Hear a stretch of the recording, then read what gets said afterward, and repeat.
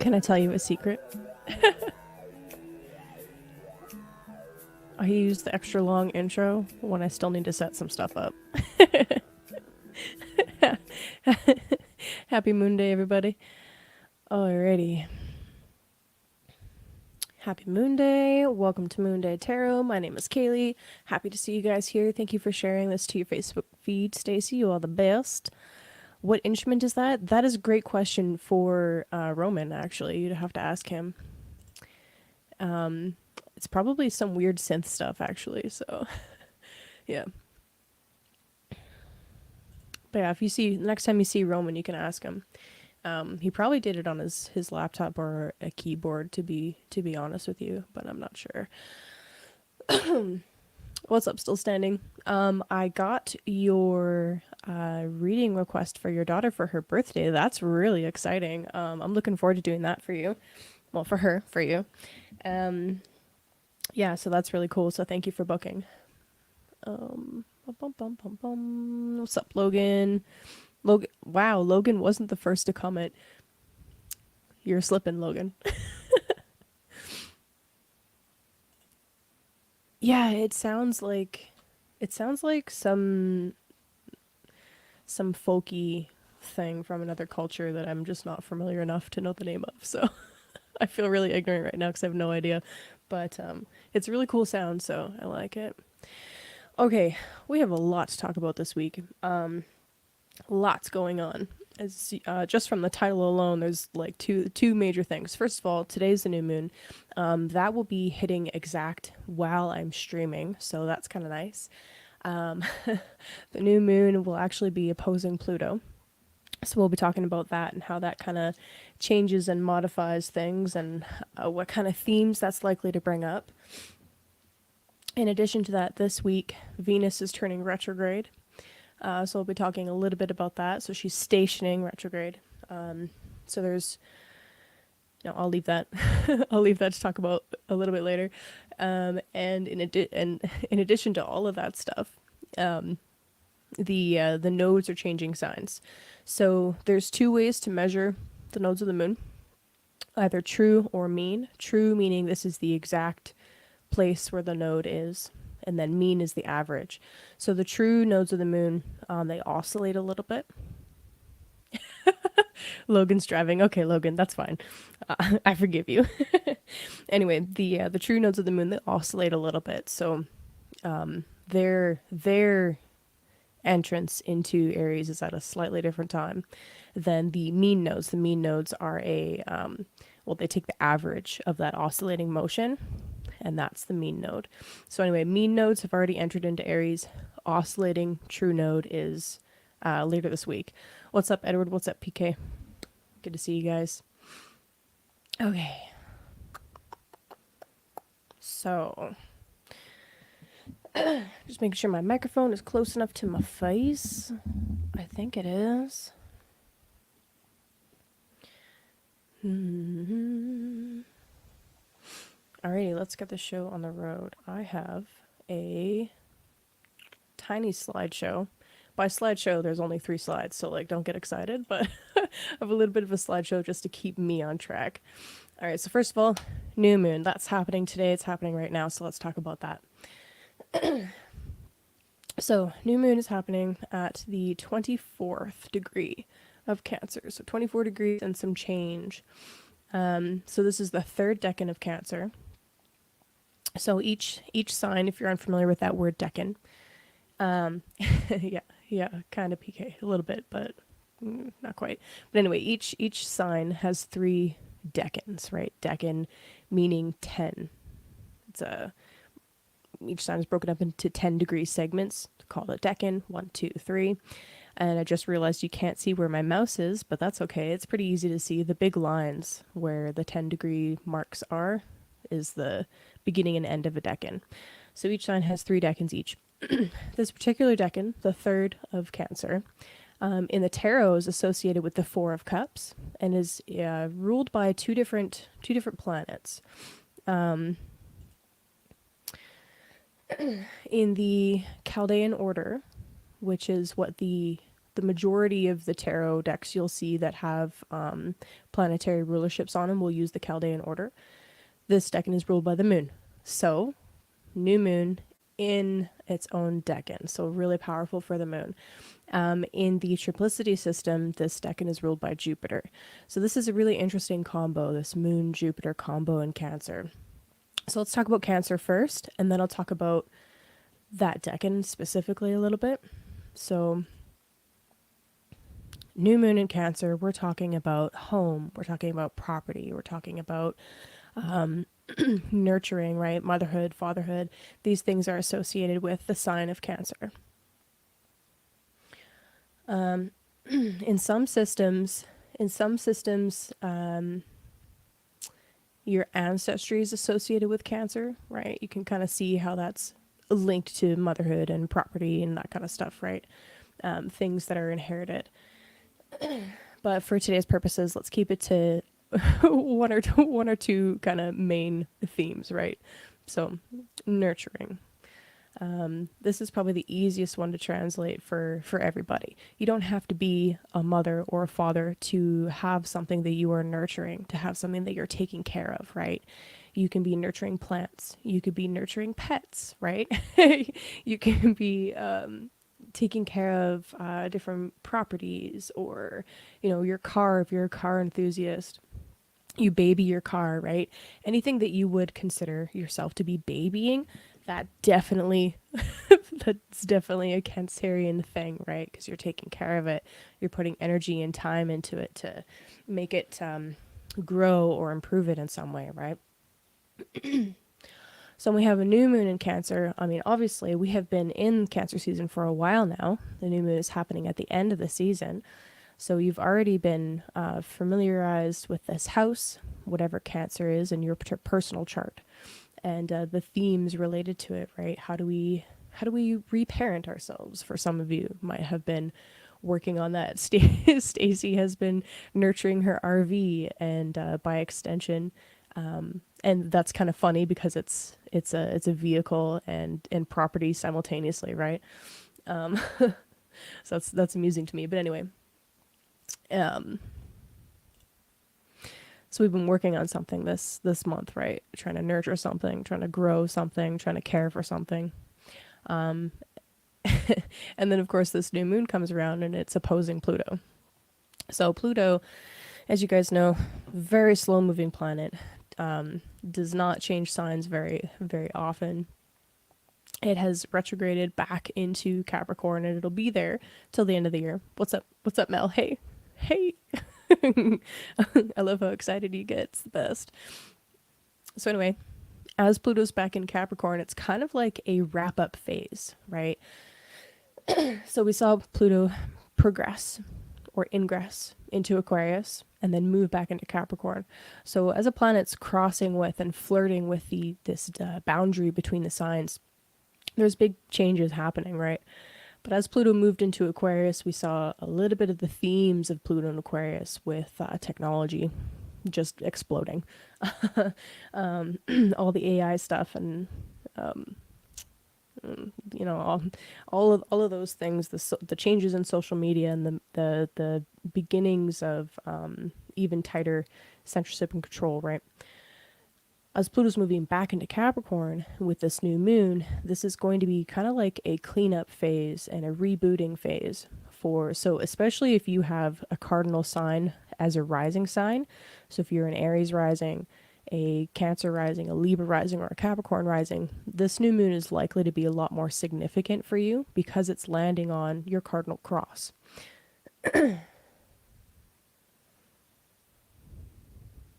Oh, nice. That's a really fun exercise, PK. That's nice. I like that.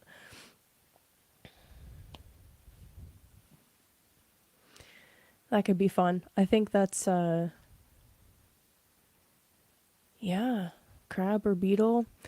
Um or even just considering like the inside and the outside of the crab, how different the inside and the outside is. Um or actually, you know what I associate with Cancer a lot? Bear. Mother bear energy. Okay, so anyway, what we will see with this new moon, what you're most likely to see is when it comes to our emotions and sensitivities and how we connect with other people, there might be some kind of like a reboot or some kind of scenario that plays out that asks you to be more mature with how you relate to others. So this is made even more significant by the fact that the nodes are changing sign this week as well, right? And we're talking about the nodes of the moon. Therefore, the moon is very significant, right? Is this the nodes directly are related directly to the intersection of the moon and the sun. Okay, so really significant. Excuse me. Which part?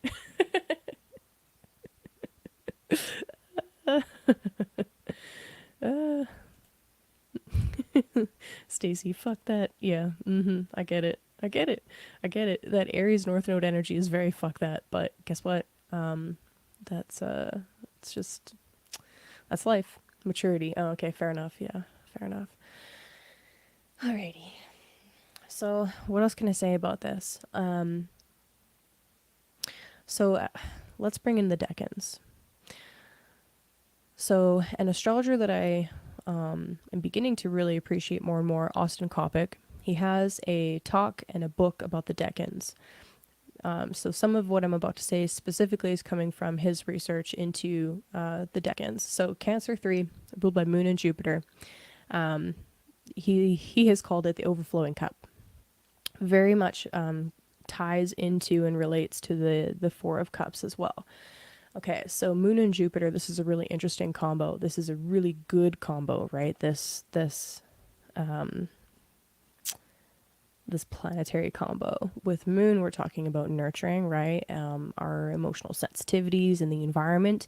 And with Jupiter, this is a highly fertile decan. Jupiter is all about fertility, and in some schools of astrology is associated with children and just abundance, right? So you have this almost extreme combo of abundance and in fact overabundance. So it's kind of like a cup that is so full, it's overflowing and it can fill other cups and then some, right? It's so full that it's actually spilling over and there's almost wastage, right? So there's this theory or this idea of fertilization and incubation, right? With the sign of Cancer in general, this is a huge theme for the entirety of Cancer, right? So with the third decan in particular, we're growing something to the point of maturity, but to the point that we actually have more than enough. So what do you do when you have more than enough? When you have, okay, I'll give you an example. Have you ever grown cucumbers? They are so prolific. I love cucumbers. They're pretty intense. If you don't keep up with them, and they're very particular. It's a very particular plant.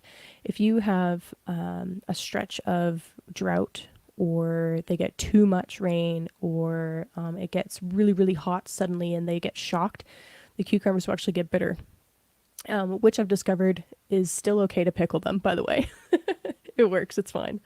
Um, but you can't really eat them fresh. But regardless, you still have to keep up with the plant and take them off of the vine before they get too big, because you want them to be a little bit more tender, right? Especially if you're going to pickle them, for example, unless you're going to do slices, right? But anyway, all of a sudden at the end of the season, you have a bajillion fucking cucumbers. And it's a lot of work to can those things, man.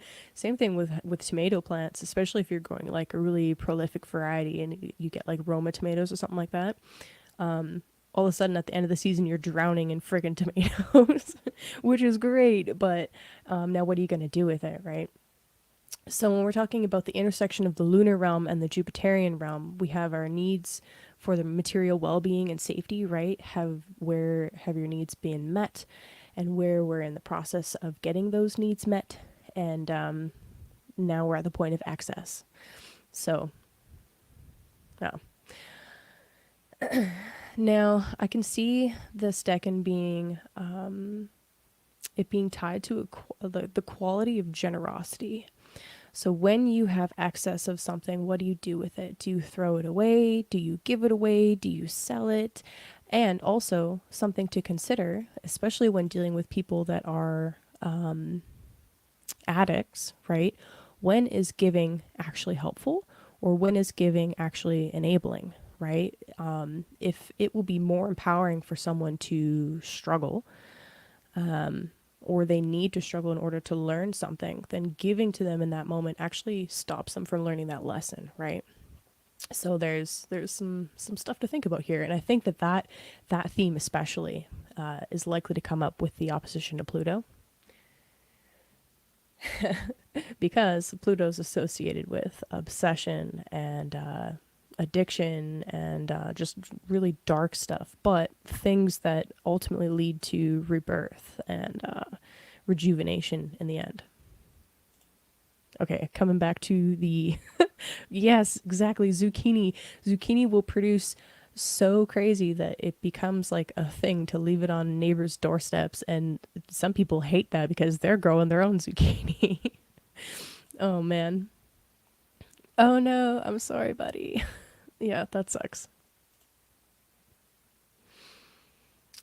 Okay, but yeah, so Stacy, this is actually a great conversation for you, right? When you're giving to somebody, but let's say they have a money problem or a gambling problem, they're asking you for money. Is it actually a good idea to give to them in that moment? I don't think so, because they're most likely to spend it on more gambling. And when, especially when you're talking about the Great Zucchini Wars, oh my gosh, especially when you're talking about moms with kids, right? You always want your kid to do their best, right? You always want them to be supported and have food on the table and all of that stuff. So it's totally normal to just want to give in that moment, right? But sometimes helping isn't helping. I think that's my favorite phrase. Okay. Gotta have discernment, exactly. So I feel like this new moon will be really important for us to have discernment. Be like, okay, when is enough enough, and when do I need to actually say no, and practice good boundaries. Right there is an excellent Capricorn word, boundaries. When do you need to put down boundaries, with yourself and with others? Right. Okay, so that's the new moon, and that's happening basically right now. So that's fun. Let's see. Just kind of thinking on the fly here if there's anything else that I want to say about that. I think that's pretty much it. For some of us, like if that sun moon combo at 24 Cancer is directly on top of one of your own planets or your ascendant degree or descendant degree. For me, this is actually right next to my nodes personally in my chart, so it's likely to bring some stuff up for me this week. I'm laughing because I'm uncomfortable. But you're more likely to have something come up, and this concept of giving versus boundaries, and saying no or saying yes, and responding with an emotionally mature or in an emotionally mature manner to whatever may come up. Like that's definitely some big themes. Alrighty. So that's a new moon. Yeehaw. So if you know your rising sign, you can take this chart, right? Figure out where your rising sign is. So for example, we're talking to Stacy a lot right now. Stacy's a Capricorn rising. So Cancer is her 7th house. So this will be directly related to her, and Capricorn's need for boundaries and discernment, and stuff with partners, or stuff with contracts, or even our own concept of how we show up in relationship in general. Sorry for singling you out, Stacey. I just remembered your rising sign, so I was like, perfect. Okay. Next slide. So next thing I want to talk about, the nodes changing sign. Woo!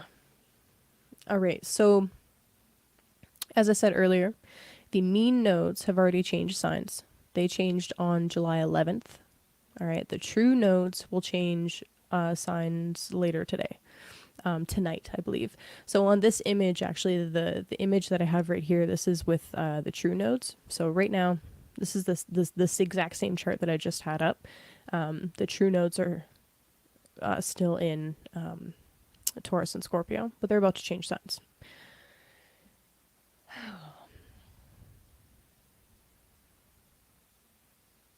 Thanks, Stacey. Thanks for your permission. Okay. So as the nodes are changing signs, this is always a significant thing, all right? Every 18 months, the nodes change signs.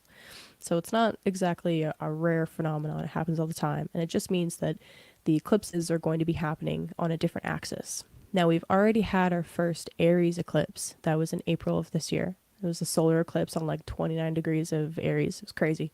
That was a fun one, wasn't it? It actually was. It wasn't a bad one for me. But anyway, we've already had our first Aries eclipse before the nodes change signs, but now the nodes are changing signs, then it's official. So as the nodes are changing, we're going from a super Venusian energy with the North Node to a very Martian energy.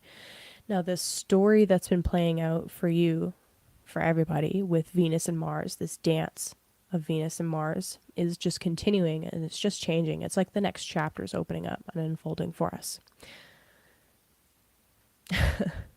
So nope, we're not done with Mars yet. So nodes changing signs. There's a lot of different ways that this is being looked at by different schools of astrology. Personally, I like to I really like how Vedic astrology looks at the nodes. I think that it feels what's the word I'm looking for? The most realistic and grounded in my opinion. So anyway, the North Node is considered well, okay, sorry, both of the nodes are considered to be essentially demonic influence. So I'm not saying that to scare anybody. Please don't think that it's a scary thing. But there's both good and bad effects with both nodes. Okay, so the north node, we're talking about, it's called the head of the dragon, right? In Vedic astrology, they call it Rahu. The north node is this hungry, obsessive, and driving force that keeps you in the material realm. Now, we have material bodies. We live in the 3D. The north node, when placed in a good place in the chart with really nice aspects, can lead someone to fame or to notoriety, right? It drives people forward into whatever house it's placed in. Now, pursuing that too much can be negative, right? You can definitely feel that. Sometimes the North Node will cause people to cut corners and pretend that they are something when they're not quite fully there yet. And if you're familiar at all with the story of Rahu and Ketu, you'll understand why. So I really encourage you guys to look that up and sink into that mythology, because it's fascinating, and it's a really, I see it play out a lot. Okay. All right. So anyway, North Node, as it's moving into Aries, we're now getting hungry for that Martian energy, right? That individuality, that desire for freedom, really, freedom from the collective, more so specifically. Now, again, this obsessive and hungry energy, yes, while it's very positive in one sense, it can be potentially catastrophic in other senses, right? I mean, what else is associated with Aries and Mars? War, obviously, violence and bloodshed. Sometimes this severing energy of Mars can be rather brutal. So that is something that we have to keep in mind. Because it's a reality that we face, right? Now with the South Node is known in Vedic astrology as Ketu. The South Node is the body, the decapitated body, right? Rahu's just the head. So back up a second. The reason why the North Node is considered to be so hungry is because as it's eating, it's insatiable because it doesn't have a stomach to fill up, right? K2 is the stomach. K2 is the rest of the body that has no head. So you can think of K2 as like this headless body, right? It can't see. It's not attached to the physical. It's been detached, right? So with K2, where K2 is, this is associated with like past life karma and a bunch of stuff like that. That is definitely true from modern astrology. But it is also associated with the need to spiritualize and the impetus to spiritualize that thing. So in some cases you'll see a desire to detach from the South Node. So it kind of plays out in two different ways. On one hand, we can kind of want to go back into the South Node because it's comfortable. We're familiar with it. But at the same time, it's like those themes kind of get pulled away from us in some way. Or we end up being pulled away from them. It can go both ways. So with the South Node moving into Libra, Libra is about justice and what's up, Nathan? Also, thank you for booking. I'll talk to you later this week for sure. Anyways, sorry, Libra's justice and fine arts and things like equality and things like that. Libra is associated with beauty and bridges, ironically. And if you think back to how much work was involved in creating bridges and how beautiful that architecture was at one point in time, it makes sense. So Libra is also associated with contracts, especially in modern astrology, contracts and marriages and coming together for the sake of exchange, right? Interestingly enough, both Venus and Mercury are associated with commerce. Mercury with the haggling and the pricing and the actual exchange of money. Venus is more of a an overarching, how do you say it? supervisory kind of role. Okay, so anyway, with the South Node moving into Libra, what this means is we're going to be spiritualizing and maybe even detaching from some of these Libra qualities. So that could quite literally mean like there's kind of like a lull in good art, you know, like that's one of the ways that it could play out because maybe the development is just happening elsewhere. When it comes to themes of like social justice and the cries for equality, I'm really curious about how that is going to shift and change and evolve over the next 18 months, year and a half.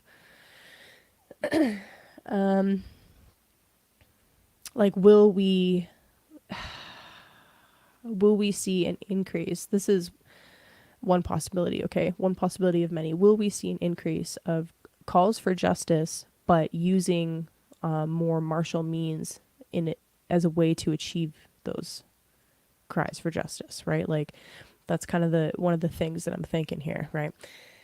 All right. So it's an interesting shift, right? It's definitely an interesting shift. So this cardinal cross is getting lit up like a Christmas tree, more or less, and that'll be I don't know. We'll be analyzing that as we go forward, right? So what does this mean for you personally? Well, this is where having your birth chart handy is really helpful. If you know your rising time, right? If you know your rising sign rather, then you can identify what houses Libra and Aries are in. And you can kind of see, okay, the North Node moving into Aries. So let's say, for example, this chart is perfect. Let's say you're a Cancer rising. The North Node moving into Aries. Well, this is your 10th house. So you're going to be more driven towards 10th house things. So your career or how you show up in the world, your obligations to society, or even taking on roles of authority, right? But at the same time, you always have to look at where the South Node's going. The South Node's moving into the 4th house. So there's more likely to be a spiritual release of, say, 4th house themes of ancestral traumas or secrets or even like things happening in the property that, because the 4th house can be property, that reflects an internal cleansing process that's happening at the same time. So anytime these nodes change signs, right, these houses tend to become destabilized for a time, the whatever houses the nodes are in. And it's not a bad thing. Sometimes we need that destabilization in order to actually make some important changes in our lives, right? That's the thing with the nodes and... Oh, that's cool. What's up, Angie? Sometimes we need this destabilization in order to make significant changes in our lives. And that's the thing with eclipses is whenever they aspect or join with anything in our chart that's really major and we have a major event, it's a fated event and it's meant to shake us up and change where we're headed.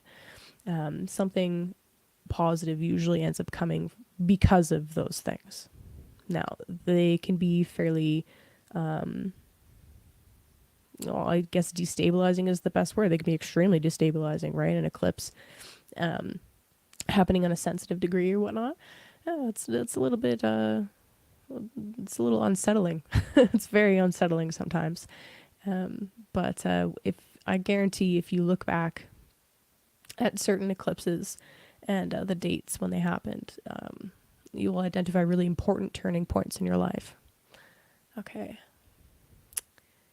Da, da, da. So Angie, just to clarify, you're a Pisces rising and you have Mars in Cancer. Okay, so that's brief, very, very brief look at the nodes. So yeah,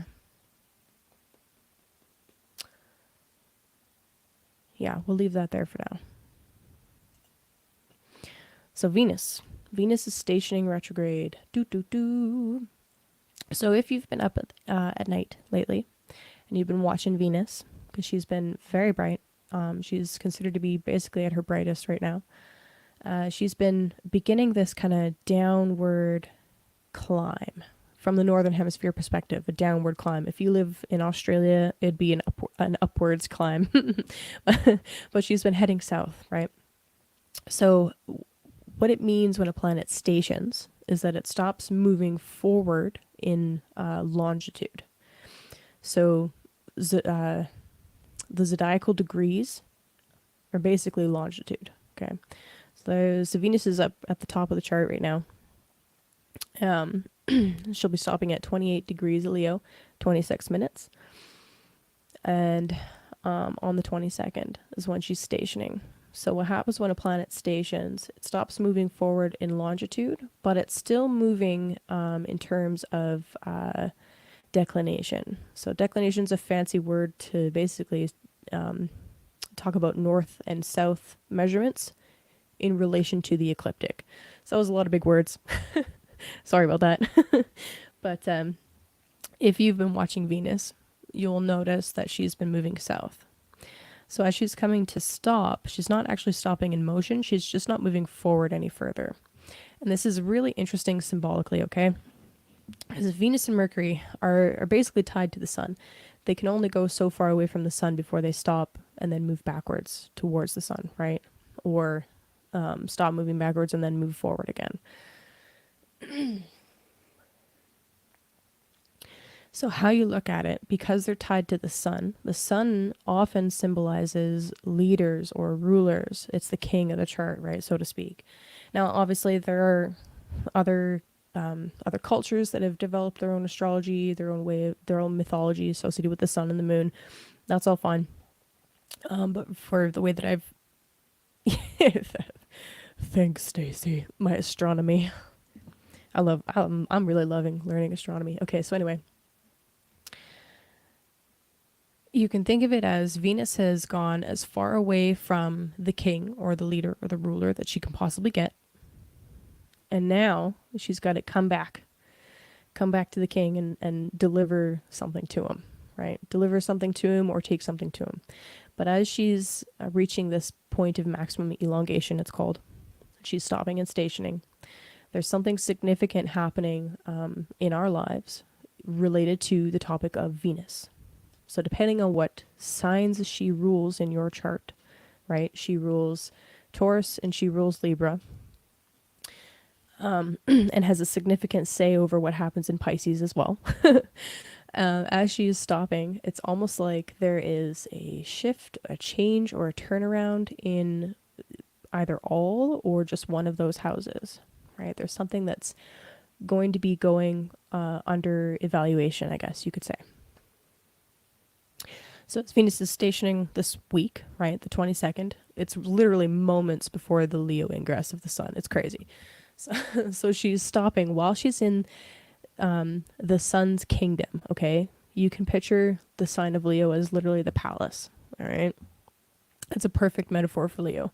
So Venus has gone through the entire palace, beautifying the place, all right? She's painted it with whatever color she damn well feels like because it's Leo. And now she's stopping at the very end of the sign.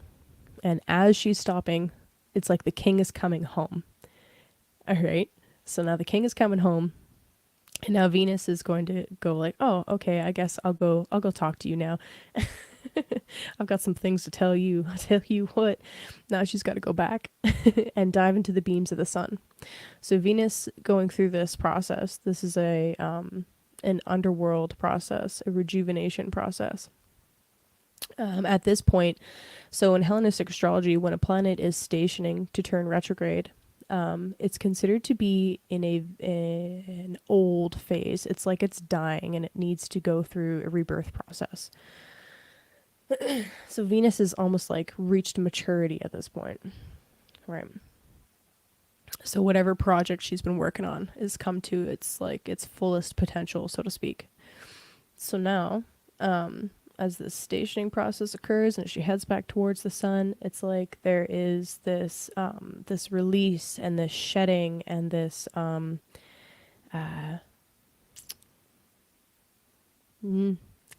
deconstruction's not quite the right word, but basically this process that's going on where she's like taking off different layers of herself, in order to get ready and prepare for this underworld journey, so to speak. There is an amazing mythology that we have left over from the Babylonians about Inanna and Inanna's journey through the underworld, and it's fascinating. I highly recommend looking into it. I have the book of the myth. It's not handy right now, or I'd grab it, but it's really fascinating. um, Definitely recommend looking into it. So as Venus is getting ready to go through this underworld journey, there's like these stages, there are these gates that she goes through. And actually, there is a specific astrology school called the Shamanic Astrology School. I think they may have changed their name, but Caitlin Castell is the astrologer behind the Venus stuff. And she has this really lovely way of looking at it where each conjunction with the moon is like another gate that Venus is going through. There's 7 gates. Sometimes there's like an 8th kind of hidden gate, but there's 7 gates, 7 moon conjunctions with Venus as she's beginning her underworld journey. And at each conjunction, it's like we're taking off a layer and emptying out a specific chakra. That's what they've associated with. Yes, it does. Yes, it does. That's a great question. So I'll get there in a sec. So she's about to go through this emptying out process, okay? And then, boom, into the heart of the sun, Venus Cazimi occurs, and that will be in Leo, right? So this is the Leo Venus Cazimi coming up. And that'll be a whole new process. And then, yes, she is going from an evening star to a morning star. So in Hellenistic astrology, the phase of a planet is really important for how to interpret it. So Venus as an evening star is different from Venus as a morning star because of where it's rising in relation to the sun. So right now as an evening star, we don't see Venus until nighttime. Now Venus is considered a nighttime planet. She belongs to the night sect. It's called SECT. So she's considered to be more comfortable when the sun is down, right? It's like the sun's down. Venus is considered to be moist and cool, so you want the sun to be away when Venus is out, right? As a morning star, that's a little bit more uncomfortable for her because she has to lead the sun, and then the sun comes out, and it's like no, she doesn't get as much of a chance to be the star of the show, so to speak. And Venus is incredibly bright. Like, have you gone outside and looked at that thing? She's so bright. Anyway. Yeah, there's definitely interpretation differences in a natal chart, but also just in transits in general between morning and evening star for sure. It's also important whether she's moving forward or moving backwards. It's also important whether she's stationed still. It's also important whether she's visible or not, right? Once you get too close to the sun, you're swallowed up under the beams of the sun, it's called. You're combust. And when a planet is in that particular stage, it's considered to be not very powerful at all because they're going through their underworld journey. So there's a lot of detail to look at, and we can definitely keep going through this as we're going through the Venus retrograde process. I'll likely be talking about it quite a bit more. But anyway, that's quick rundown of that. Quick rundown. It's been an hour. All right. So that's the 3 major big transits happening this week. There's always more, right? Like none of these are happening in isolation. There's always little subtleties and even more detail that we can get into, but I only got so much time. And we talked last week about the Mars Saturn opposition. That is happening this week. So just be mindful of that as well. Okay. So as I go through the signs, I feel like that is way too much to fit into one particular tarot reading. So I think today I'm going to focus on the new moon opposing Pluto, and then we'll kind of go from there. What's up, Crypto Tales? You're just in time. I haven't started Pisces yet. Okay, so for those of you that are unfamiliar, I start at Pisces and I go backwards towards Aries. That's just what I do. And I'll talk a little bit about the astrology. So I'm picking the new moon opposing Pluto to talk about. We'll talk about the Cancer Capricorn axis, and I'll talk a little bit about the astrology, and then I'll pull a couple cards for you guys, and we'll see how it plays out from there. If you have any more questions or whatever, feel free to use the super chat option as well. I'll definitely see it if that happens. If you'd like me to pull a card for you, I think what I'll do is if you donate through super chat, I'll interrupt the planetary or the sign flow to do your card right there. If you do it through PayPal, then I'll wait till the end and then do the PayPal ones just to kind of keep the flow but also not miss anybody. And yeah, that is it. Just in time. Hey, what's up, Chaos Nut? Oh man. Ooh, so much going on this week. I'm really glad I talked about the Mars Saturn stuff last week, because if I had to do that along with everything else, it was like, good luck. Alrighty. Just gotta get situated here.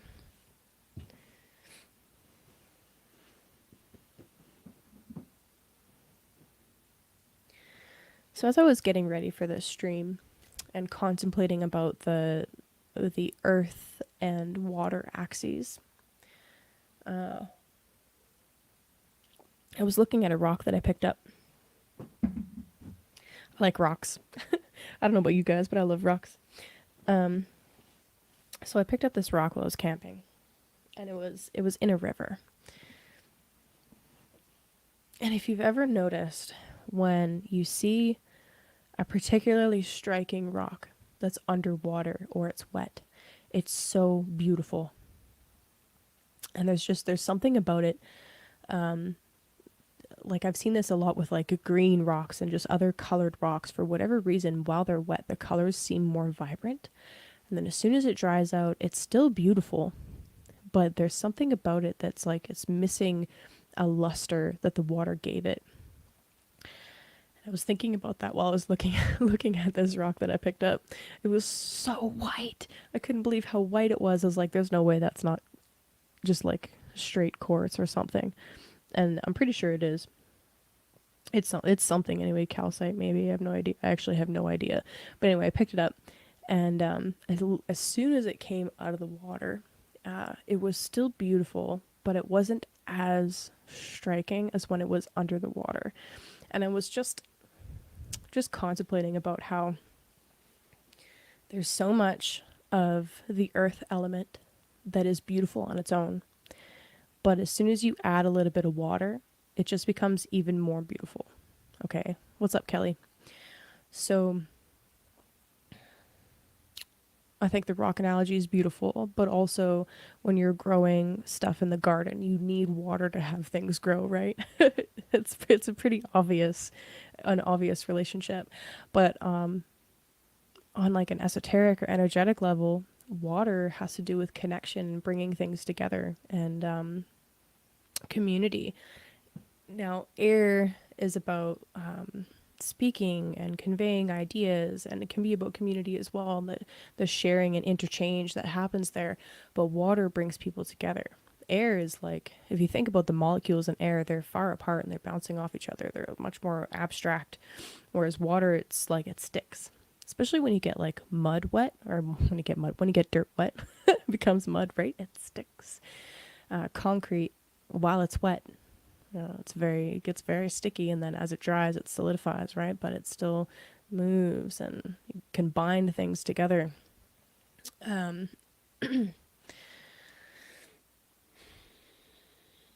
water without a container, just on its own, like it needs a container. So it needs the boundaries of earth, of something earthen, in order to have any kind of a shape, right? Other than just a sphere. So, I don't know, these are just my abstract musings today while I was getting ready for this stream. Um, there's something really just beautiful about wet rocks. It's my profound thoughts today. Okay. If it's calcite, might be able to see energy with it, especially dog's tooth. I don't know what dog's tooth is. I'm gonna have to look that up. Yeah, I'm not sure. I think it's harder than calcite. Um, it's honestly, it's probably mostly quartz, but I don't know. Uh, yeah, I don't know. I don't know. Anyway, I like rocks. Okay. Alrighty. Okay, so let's start with Pisces. Pisces. Let me bring up the chart actually. Do do do do do. So I got myself Diablo yesterday. I could not. I could not. We definitely got to do a decoding on Diablo. It's nuts. Oh, you know your rising sign. Heck yeah, dude. I'm glad you finally figured that out. That's exciting. Okay. This is it. You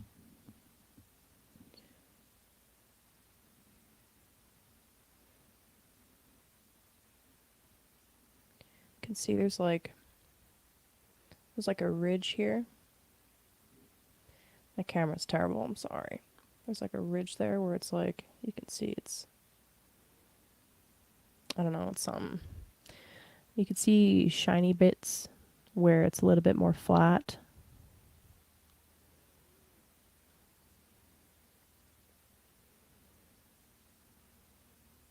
Yeah, I don't know. It's cool. It's cool. Okay, so anyway, you should book a reading and then I can tell you all about that. Yeah, and if you wanted to do crypto instead of PayPal or something like that, just let me know and we can arrange that. Alrighty. So anyway, Pisces. So Pisces, specifically Pisces rising. Let me just move my chart here. Happy new moon, by the way. Okay, so for Pisces rising, so for you guys, new moon is happening in your fifth house, right? So, by the way, I use whole sign houses for the purpose of doing these horoscopes. It is the simplest system to use because everybody's Placidus houses are going to be a little bit different and wonky. Whole sign is very easy and streamlined in this case. Okay, so for our purposes, doing general horoscopes, whole sign's the way to go. All right, so for Pisces rising, especially, this is happening in your fifth house. The fifth house has to do with children, right? General fertility, creative projects, right? That kind of stuff. Artistry, ugh, words. Romance, okay? And keep in mind what I was saying about this particular decan. This is the decan of overabundance, of too much, of I have so much and I don't know what to do with it now. So beautiful place to have a new moon, right? So what are you going to do with it? Keep in mind, right after this new moon, the moon rather, will be opposing Pluto. So new moon's at, let me zoom in for you. New moon's at 24 degrees. So within a couple of hours, moon will have moved past and then be exactly opposing the 29-degree Capricorn Pluto, okay? So as far as like the order of operations goes, new moon happens, okay? So reset something, you are either seeding something new, right? So it's kind of late in the season to be planting unless you're doing like some fall stuff. I guess that depends on your zone, but if you want to plant any seeds today, literally anything, this is a great day to do it. Overabundance times 10. So plant that seed, start that that project, that art project, whatever it is that you want to do. Today would be a great day for writing music.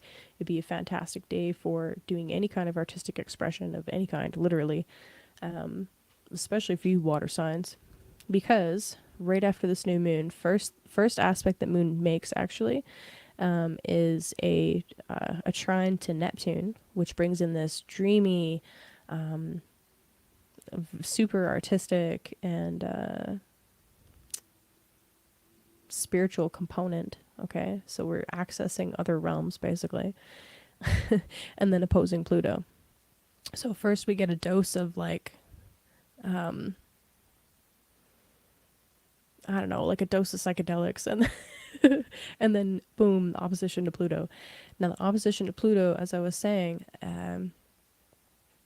this can bring up some themes of, well, if actually my first thought, I'm not gonna lie, my first thought is like emotional manipulation. So my first thought isn't always correct, by the way. It's just that's how my mind works. Uh, but yeah, that's definitely a thing, right? When it comes to romance and when it comes to your friend groups, do you find that you need more boundaries or better boundaries with someone or with groups? So that's one thing to keep in mind. But as far as like using this energy for something really beautiful, well, if you're working on some kind of art project or whatnot, tap into and allow yourself to tap into some deeper, darker recesses of yourself. Allow yourself to feel into the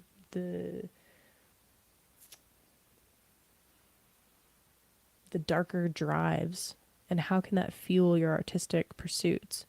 If you're not an artist, well, you don't have to be a painter to be an artist, right? I've definitely I've definitely had this speech before. You don't have to be a painter or a sculptor to be an artist. You don't have to make music to be an artist. You can make art in the way that you dance or the way that you move or the way that you garden or whatever.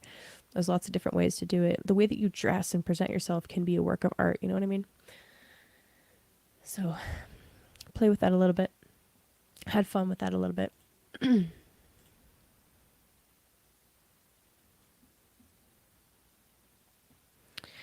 um, just realized I didn't shuffle. Bad. Whoops.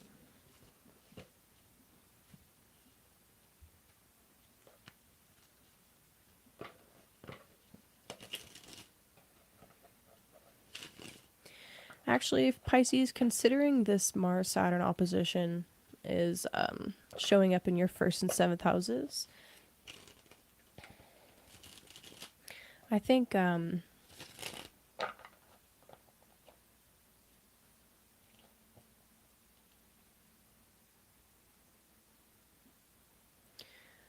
biggest question I would ask you right now is like, how do you actually want to spend your time?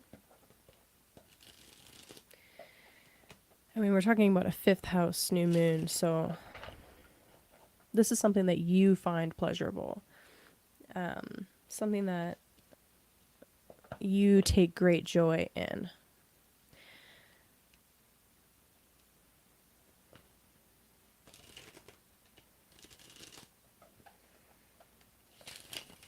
And obviously, we can't always do the things that we really like to do, right? Especially if we're in relationship or living with other people, right? There's obviously considerations that need to be made. But how often do you say yes to something when you need to say no?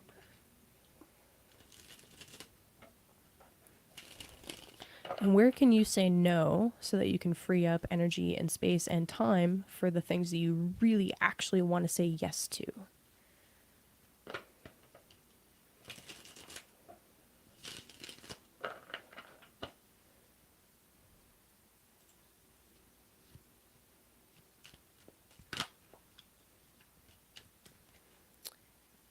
That was a lot.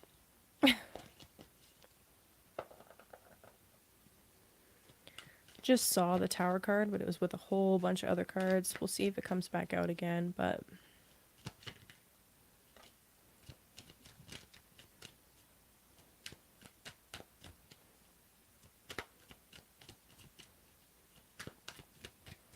So first card that actually came out for you, Pisces, is the Chariot. And the Nine of Pentacles. Oh, I like that. Alright, so Chariot and the Nine of Pentacles. Chariot often points to some kind of victory. Succeeding in something and actually pulling something off that maybe you didn't think you were going to pull off. Coupled with the Nine of Pentacles, I mean, the Chariot also represents the sign of Cancer too, so keep that in mind. Coupled that with the Nine of Pentacles, and this is that overabundance that I'm talking about, right? The Nine of Pentacles, we have this lady that's reached a point of like independent wealth. She's reached a point of being so good at what she does that she's very nicely rewarded for it, right? So Nine of Pentacles comes out when you're about to receive something that makes you feel very, I don't know, I got the word opulent. A little bit opulent, a little bit like high class, a little bit like, yeah, that's right, I am the shit. That kind of energy, okay? Couple that with the Chariot, and I mean, I don't know, I think this is a...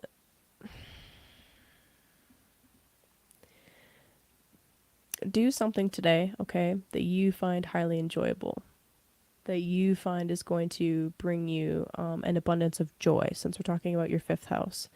Do something today that is just for your pleasure alone. It doesn't have to be for anybody else, you know, especially when it comes to like creating something artistic. It doesn't have to be for anybody else. Nobody else needs to see it.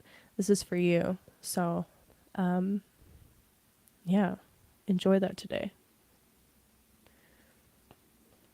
Do something beautiful with this energy. It's really nice. Okay. Aquarius.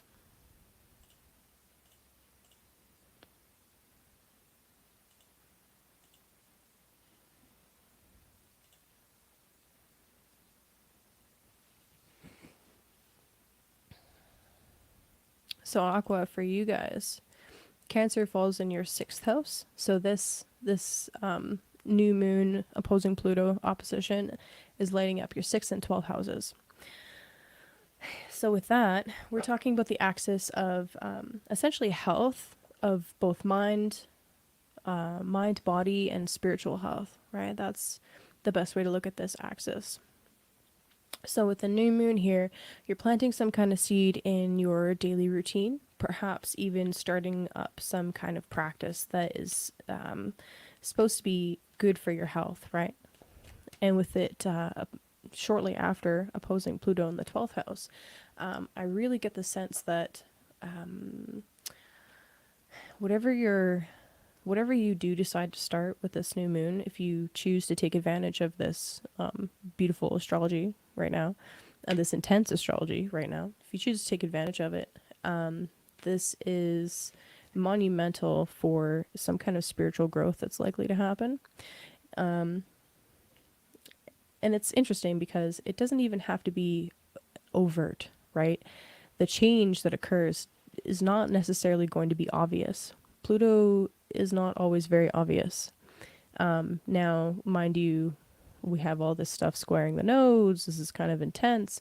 But at the same time, it can start out as like you're making something, a really small adjustment, but over time it grows, and you might notice that like, hey, actually my mental health is getting way better because of this thing that I'm doing over here. And I didn't even notice that it was, right? That's usually how it goes. It's likely that there is something, I don't know, I hesitate on one hand to use the word fated because I don't really like that word, but I am a friggin' astrologer, so you know it comes up a lot. But this kind of thing, squaring the nodes right close to your sign, right? It's so friggin' close. Um, I get the sense that there's likely something, I guess fated is the right word, about the changes that you're making right now. So just be wise about those changes. And even if you're not thinking about it consciously, you might notice in a I don't know, by next year or by the time the nodes change signs again, that some of the changes that you made were significant enough that they resonate, right? You can feel and see your resonance, and see the results of the changes that you made that you weren't even aware that you were doing it, right? That's kind of the nature of Pluto in the 12th and the 6th house. We don't really even consciously see these houses unless our attention is brought to them. So it's a fun one. Oh, what's up, Ariel? Hey, girl, hey. Ariel, I got your candles. They're at my mama's.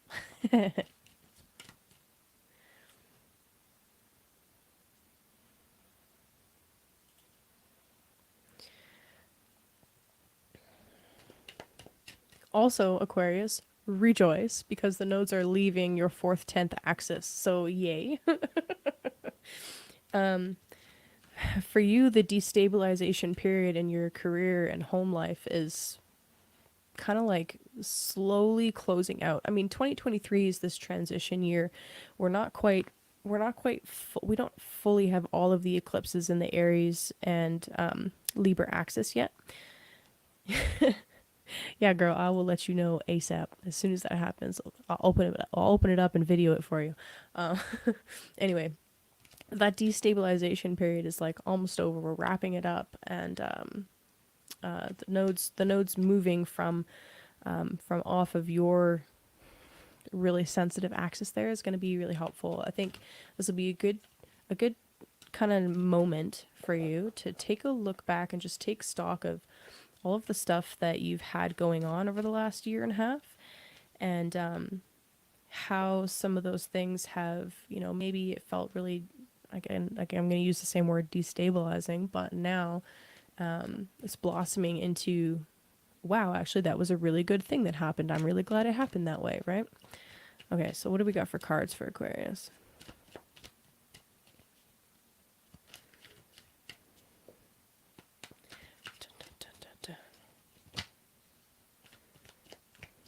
What does Aqua need to hear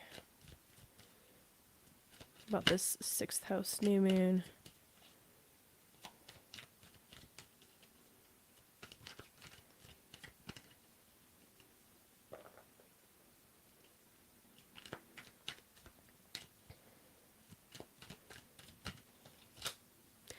Damn. The 9 of Pentacles again. So when it comes to overabundance, what do you do with it?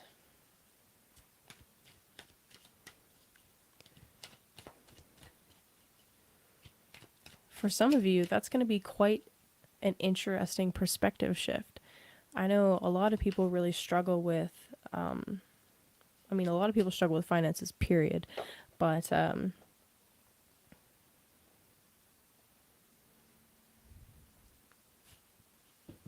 this isn't strictly financial for you guys, okay? It's the first example that popped into my mind, but especially with the 9 of Pentacles. But instead of thinking about it like, man, how am I going to get enough to cover this, and that?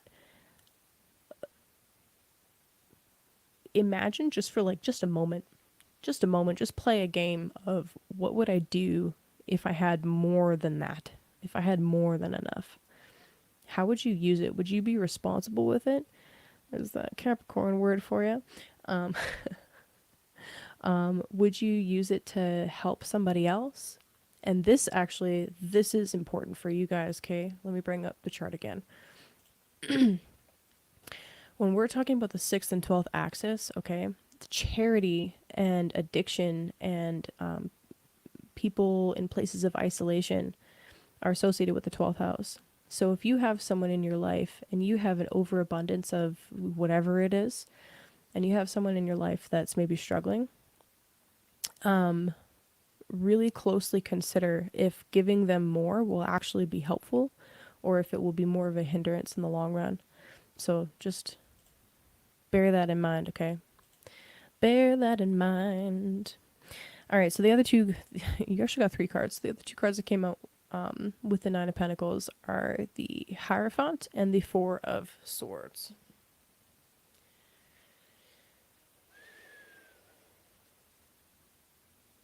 So with the Hierophant and the Four of Swords coming out at the same time, bam, we've got this need for wisdom and maturity. Yeah, exactly. Exactly. Exactly. This need for wisdom and maturity, but also this need to kind of take a step back and maybe even be silent about it. Like, this is going to be a little bit different for each of you, obviously, but you can give lessons. Dude, exactly. Exactly. There's something interesting about the Hierophant that I've noticed. I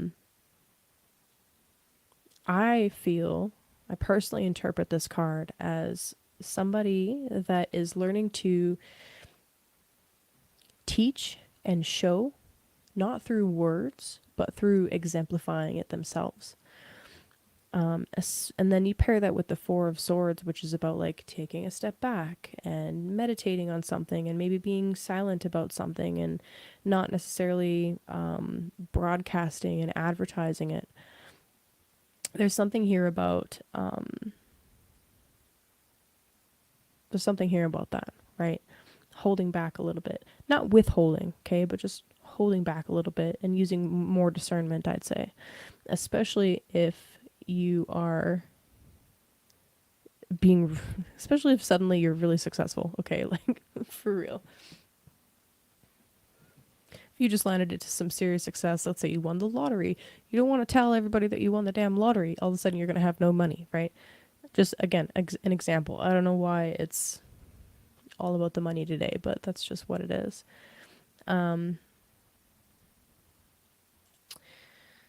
Yeah, so I like that. You can give lessons. You can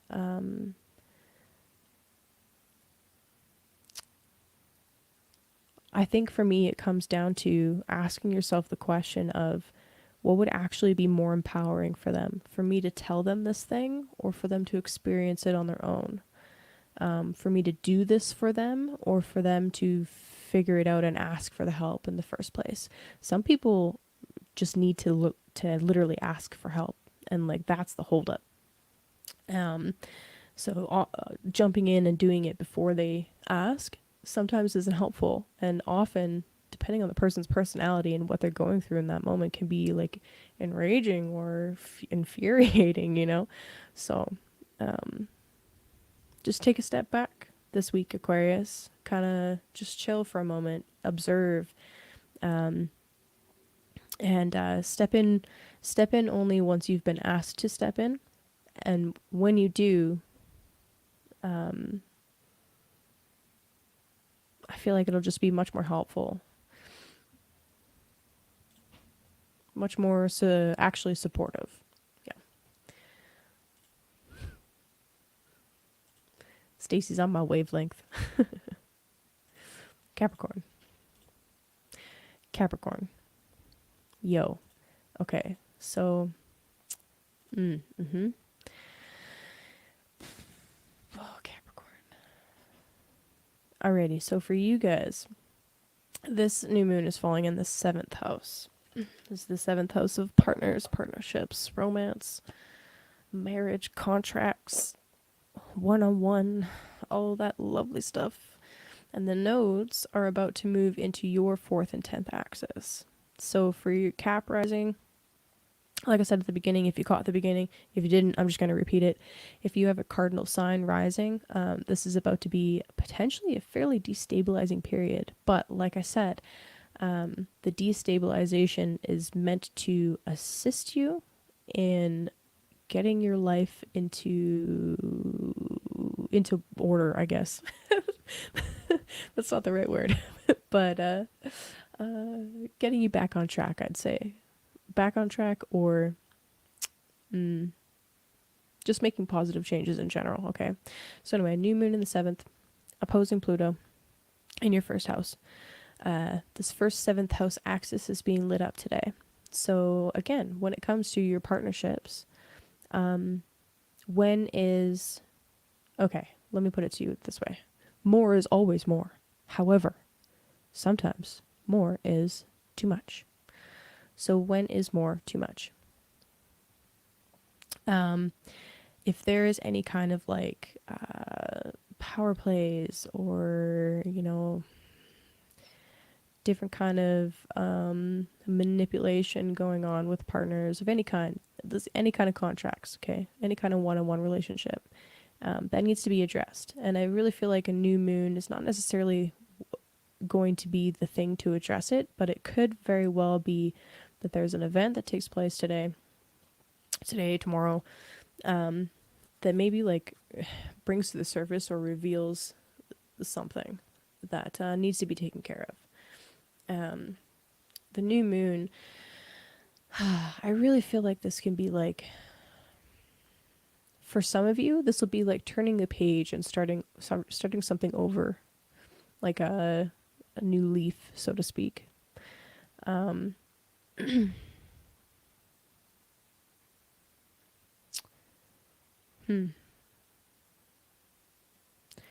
Yeah, new leaf being turned over. Something new beginning in terms of partnerships or one-on-one relationships that really helps you to empower yourself. So that's the thing about this Pluto transit through Capricorn. So Capricorn rising especially, but if you have any important placements in Capricorn, this 20-year transit was about learning how to take power back for yourself and empower yourself. So perhaps you are the one that people need to say no to. Maybe, maybe not. But regardless, whatever goes down, this is about remaining in your power and standing strong, standing tall, and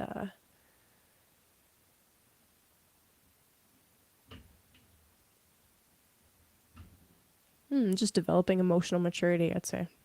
You know, big changes coming up, Capricorn. Oh, oh boy. uh,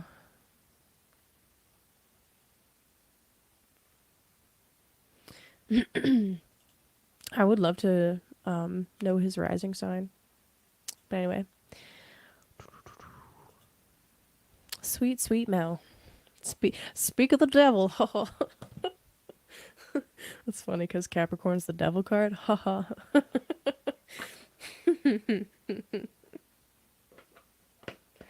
Crack my damn self up.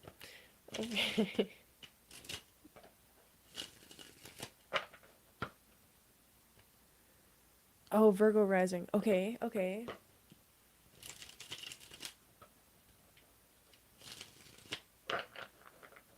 Oh, so 5th house sun. Ooh. Ooh. I love that Earth trine.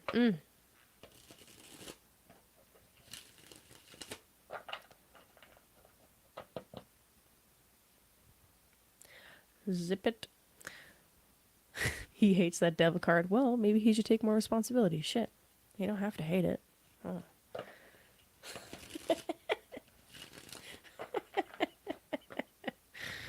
Shit. Oh, Capricorn.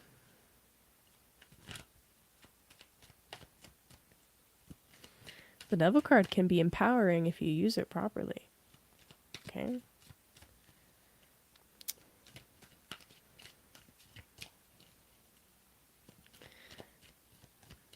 I always feel a little bit, this is why we show up. What, me laughing about the devil card?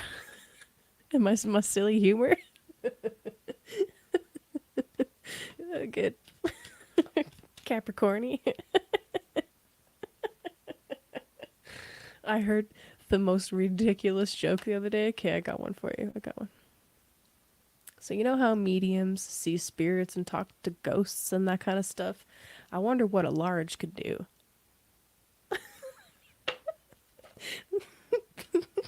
Thanks for coming to my TED Talk. Oh shit. It's so bad. It's so bad. I can't believe the YouTube algorithm lets that one through. Oh god. Okay, Capricorn, what do we got for you? Oh, the Hierophant card again.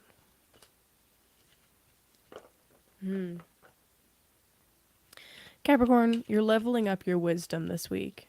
All right, big time. Ooh, ooh. All right, yes. Capricorn, this week, this new moon, this is about taking charge of a situation, and leveling up in yes, I know. I'm sure you're sick of this word, but leveling up in your own maturity.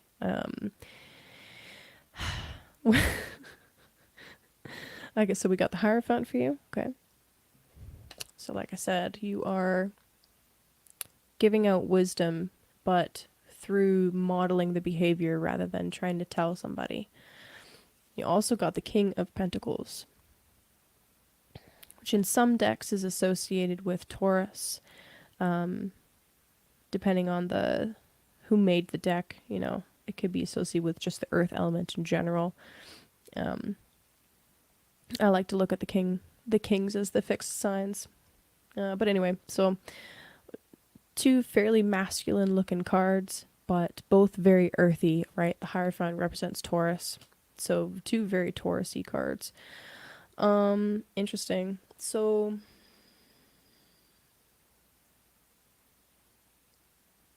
there's a sense of maturity and stability that you're coming into this week. And it's almost like even though you're about to enter into a time period, right, the next 18 months, where there's likely to be quite a bit of destabilization, I actually feel like right now you're more grounded than ever. It's almost like the stuff that you've gone through over the last several years, and the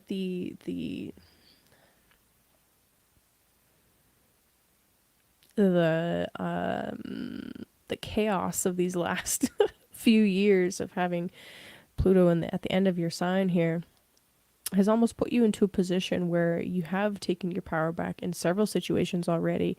You already know how that process goes. And now it's not even about taking power back anymore. It's actually just about like, oh, I actually never lost it in the first place. Huh. And you know what? You're realizing nobody could tell you that. You had to experience that yourself. And now as you're watching people around you go through similar types of things, it's difficult. It's really difficult to be in that position of like, I have gone through not the same thing, but something similar, and I can't just tell you how to do it. It's like you have to hold back a little bit. You can't tell them everything. You gotta bring yourself to their level, and reveal only what's actually going to be helpful. Otherwise, you can, again, they can end up missing out on really important lessons and growth opportunities that otherwise, it might, you know, the next time that opportunity comes back around, it might be even worse, right? So there is this maturity and discipline and reverence for the process, I guess, that's coming up this week. Yeah. Yeah, I don't feel like this is heavy. I feel like this is going to be more of a relief almost. And I kind of feel like you've seen this coming for a bit, right? You've seen this coming. You know what you're heading towards. So it's not like you'll be unprepared, right? It's just that as a Capricorn, you got to do what you need to get done. You have to do it. You know that it has to happen, so you got to do it.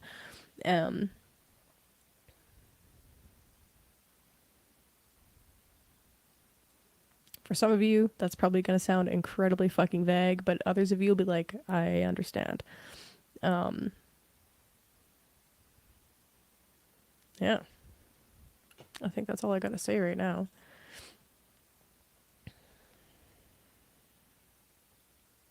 Just looking back at the chart real quick.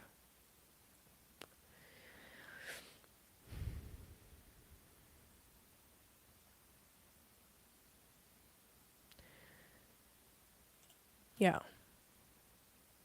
Oh, that's great. That's good to hear, buddy. Yeah, I think that's all I'm going to say for now on that, Capricorn, because there's so much more I could get into and I want to be fair to everybody, so. Okay, Sagittarius.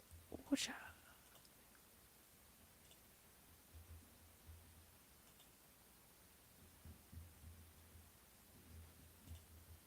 I hear the cats doing silly stuff. Okay, Sagittarius. Okay, so for you guys, put my cards to the side. For Sagittarius, we've got new moon in the 8th. So for you guys, the 8th and 2nd axis is being lit up. So for most people, this is going to play out in some kind of financial way. When it comes to shared projects or shared finances, how you guys doing? How's it going? With the new moon happening in the 8th, it's kind of like there's some kind of new leaf or new process happening in regards to specifically shared finances. Shared finances or shared values or projects, okay? So something that is not strictly yours, it's not fully under your own control. So you could see this play out in a number of different ways. You could see this as like if you are with some kind of partner, some kind of long-term partner or a business partner, they're starting something new in their life. They're beginning some kind of new financial investment scheme, or they're deciding to change how they're doing finances or something like that, right? Like maybe they're deciding to, hey, we need to keep track of this abundance that we've got, right? Let's actually set some serious goals, some shared goals, right? That actually would be a really positive way to use this new moon, right? Some change that you do, something that you implement in this area, is likely going to have some bigger consequences than you might initially realize or might initially recognize. Now, consequences can be good or bad. It's it's a word that seems to have really negative connotations, but there are good consequences too, right? Not a question. That was actually a statement. um, it's like I guess we're talking about the second eighth axis, so this is a good metaphor. If you know anything about compounding interest, uh, like that's the shit. That is the shit. You want something to grow via compounding interest. It grows so much more faster, like exponentially so, than any other kind of scheme, any other kind of interest scheme. Just as an example. So that's where you'll have something, let's say you'll put some money into a specific account and the interest is applied to that initial amount, okay? But then the next time the interest is applied, they take the initial amount plus whatever you earned and add interest on that, right? So it compounds, it gets bigger and bigger exponentially so. Something like that, right? That's not going to be the case for all of you, but I feel like there's something that you need to listen to your significant other on, or your business partner on. They might have this really genius idea that is going to have significant implications. Okay, so keep in mind Pluto is also associated with like extreme wealth. They're called Plutarchs. I can't can't speak today.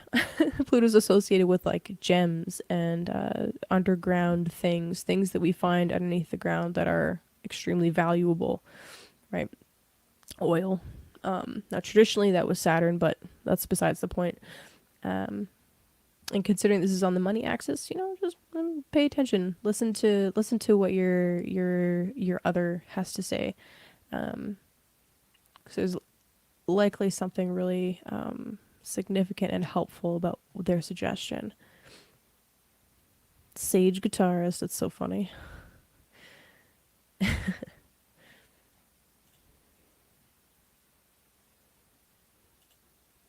That's funny, Stacey. Yeah, just check in with yourself. Okay. Anything else I want to say about that? Not at the moment. Okay.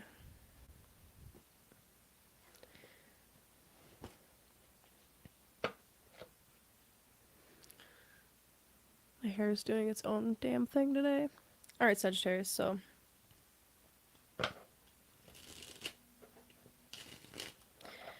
eighth and second houses.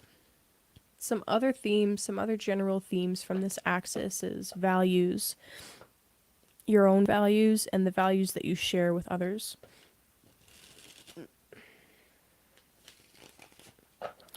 This is a deeply sexual axis as well.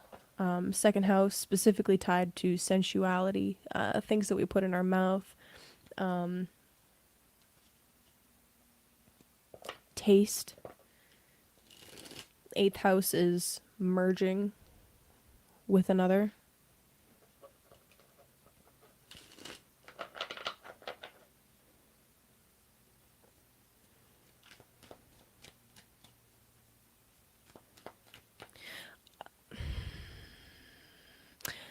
Sagittarius, I could also see you struggling potentially a little bit with the push and pull aspect of Pluto.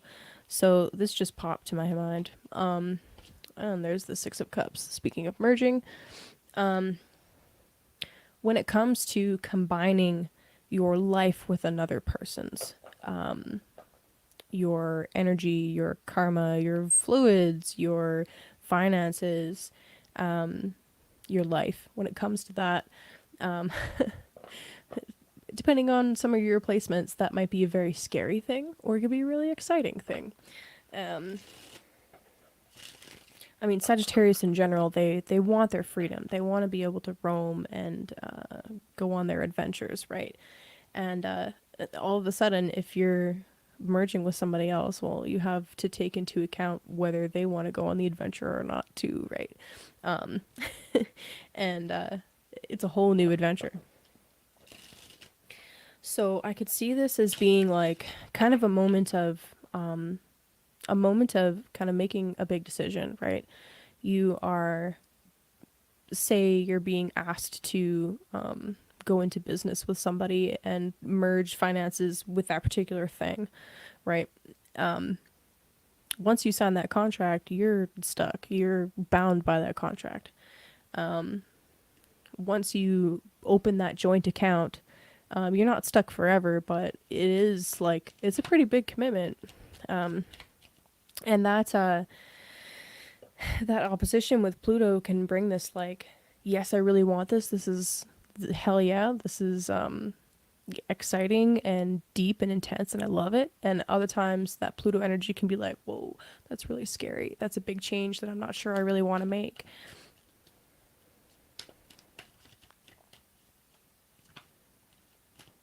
So be sure to be open with the other people around you, right?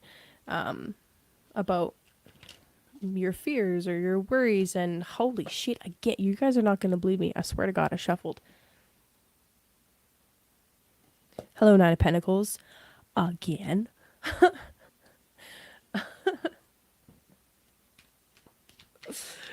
What the fuck? I need another card.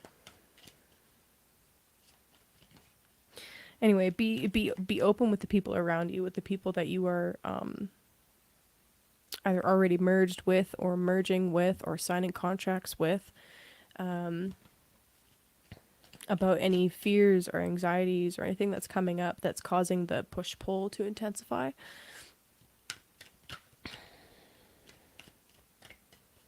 Because there's definitely like a desire here to maintain independence, right? That's the Nine of Pentacles. Is like, yes, I I like having my own money and I like spending my money how I like.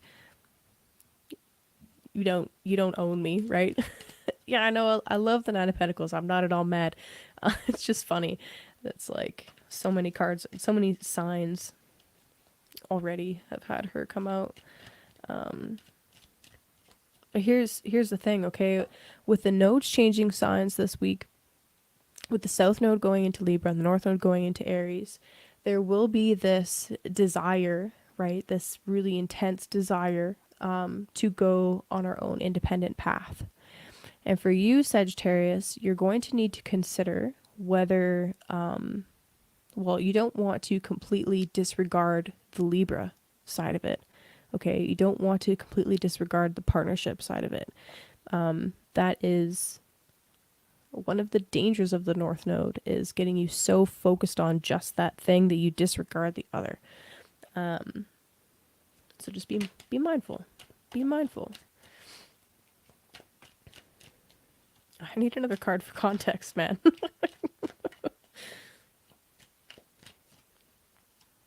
Nine of Pentacles, clarified by the Queen of Cups. I like that. Okay. So Nine of Pentacles, clarified by the Queen of Cups.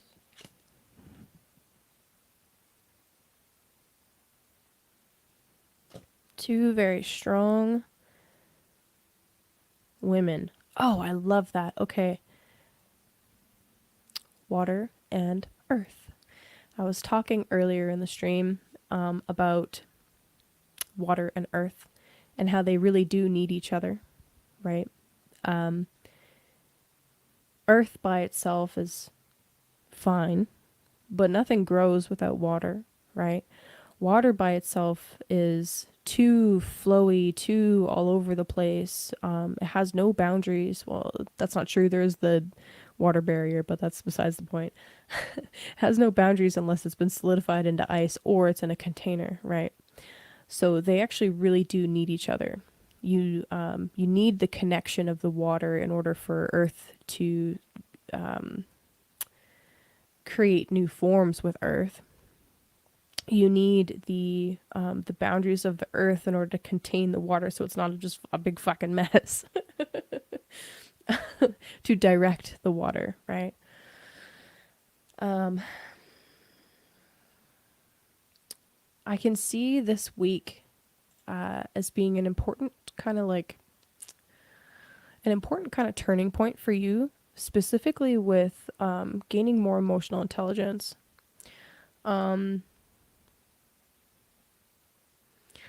One of the themes of the eighth house that I didn't really touch on yet is that it's associated with like deep psychological stuff, early childhood trauma, like all of the dark things that we don't really like looking at, but are skeletons in the closet nonetheless. They're really important to eventually dissect and discuss and look at. But I really feel like this new moon opposing Pluto, that's going to be a theme for you, is looking back at like what kind of really early life stuff has you now at the point of not being fully on board with something.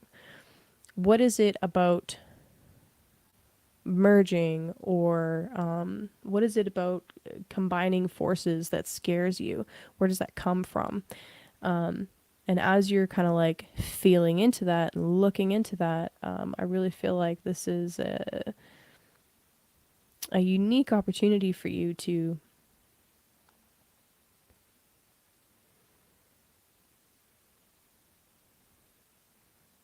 sorry, I got lost in the card symbolism for a second. A unique opportunity for you to really like finally kind of like resolve something in your own internal value system that is stopping you from committing and joining and doing the like. Okay, have you ever seen Avatar: The Last Airbender?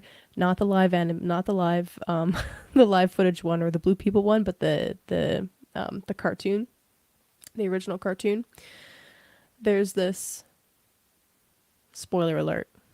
Okay.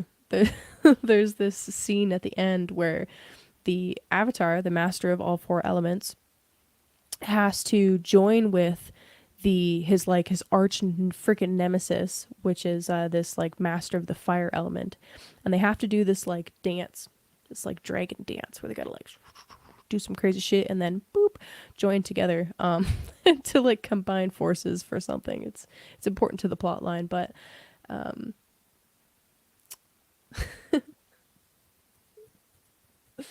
how do you feel about these themes, Sagittarius? Joining with somebody.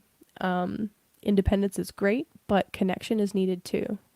So allow yourself to be vulnerable this week, right? As things come up, allow that vulnerability. Don't run away from it. And embrace the support that you have around you, because I guarantee you that you have people around you that are willing to be there for you and help guide you through this process. You just have to open up enough to allow that to happen.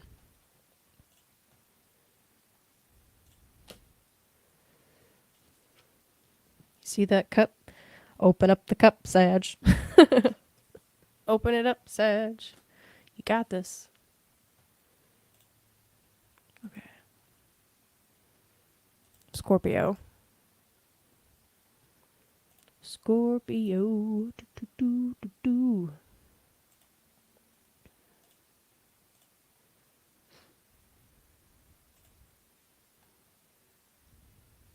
Okay.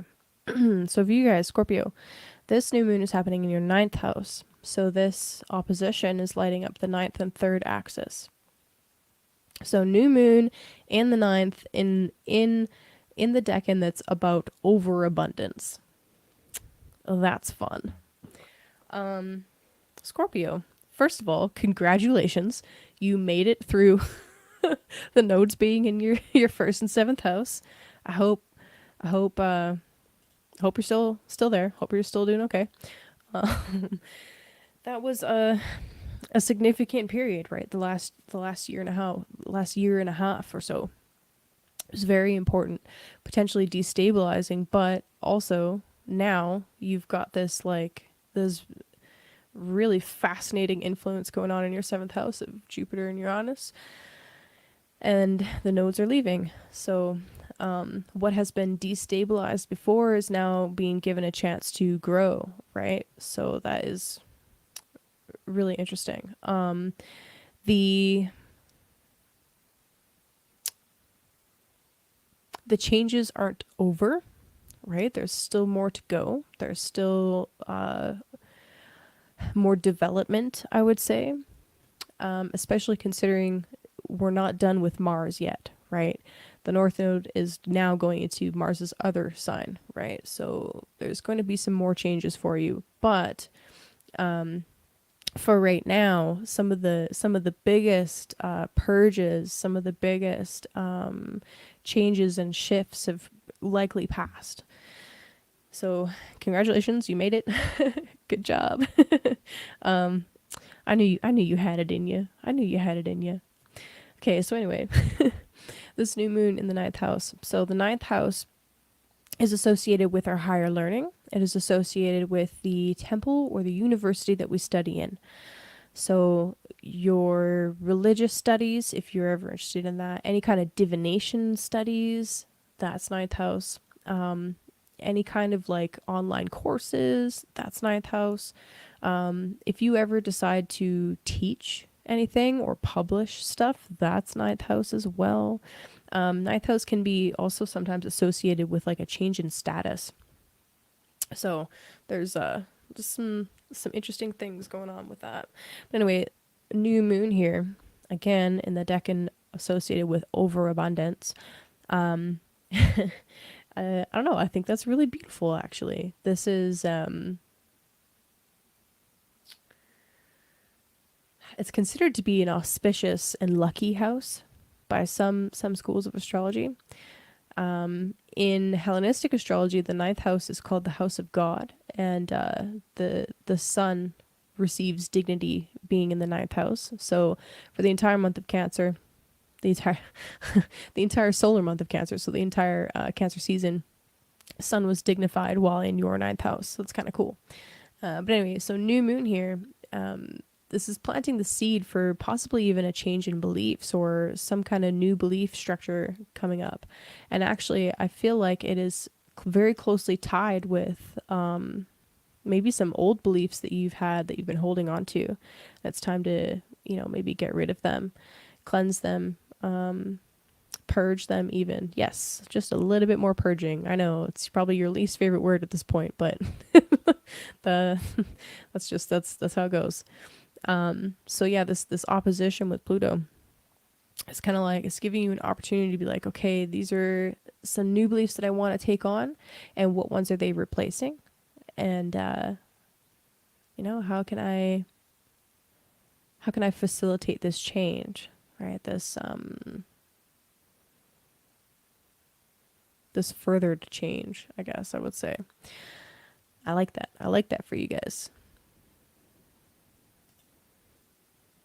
I'm pretty sure I was talking about divination for Scorpio last week. And I hope that you guys took that suggestion and played with that.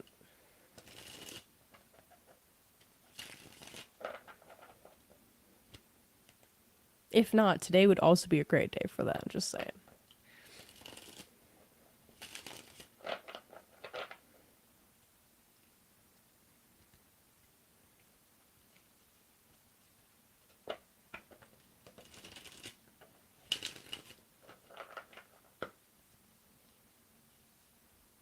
Okay, Scorpio. Scorpio, what do we got for you?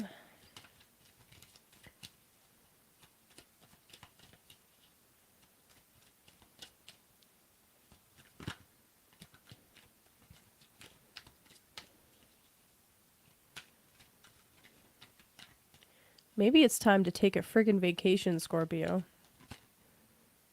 No fucking way. Dude, I'm not making this up. Again, what the hell? Overabundance and opulence. Fuck.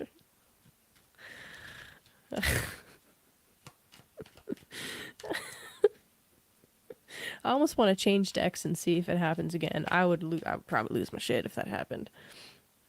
Oh my god. That's crazy. You guys have seen this, right? That's like 4 signs now that have had the 9 of Pentacles come out. What the fuck? Venus is definitely trying to. She's like, dude, yeah, for real. She's like, look at me, bitches. Are you paying attention? You should be.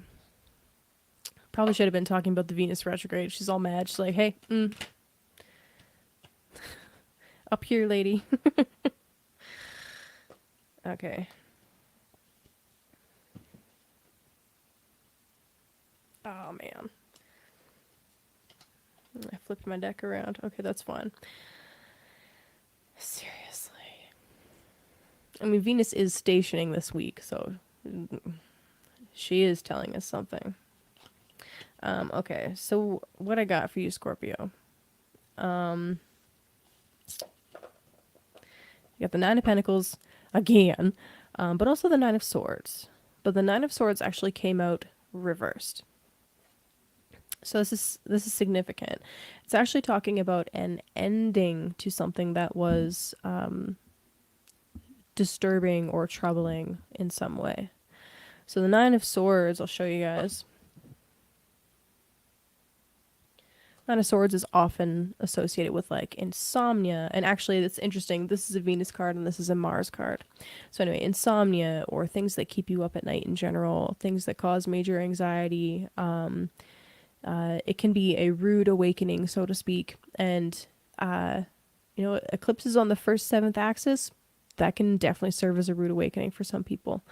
But now we've got the 9 of Pentacles coming out with this card in reverse. That tells me that this period is coming to an end, and there is something that's finally like, it was distressing and now it's being laid to rest. So I encourage you to look back over the last couple of years, the last year and a half specifically. What are some of the biggest changes that occurred in your life, and how has that actually freed you or released you to pursue an entirely new path? how has that assisted you in pursuing some kind of sense of freedom and personal abundance? So some of those events might have been, again, distressing or tragic, or have felt like highly crisis points for some of you. Not all of you will have experienced that, but eclipse related events are not always crazy high crisis points, but they definitely can be. Like, I would not be surprised if a lot of Scorpio risings, especially, were going through like identity crisis moments, right? Like, who the hell am I? Why do I not identify with this thing that I used to identify with? Well, you were shedding layers. You were getting rid of pieces of yourself that you thought were you, but actually were probably the result of some kind of programming. And now there's this sense of like liberation and freedom, and you can pursue a whole new sense of abundance because you've gone through this period and braved the things that you needed to brave. So I like that. Yeah. So I don't know. I think, wow. Okay. Ninth house, new moon, two nines, 999 is really significant for some of you. For some Scorpio out there, it is really important. Nines in some systems are considered perfection. They are considered completion. It is considered to be a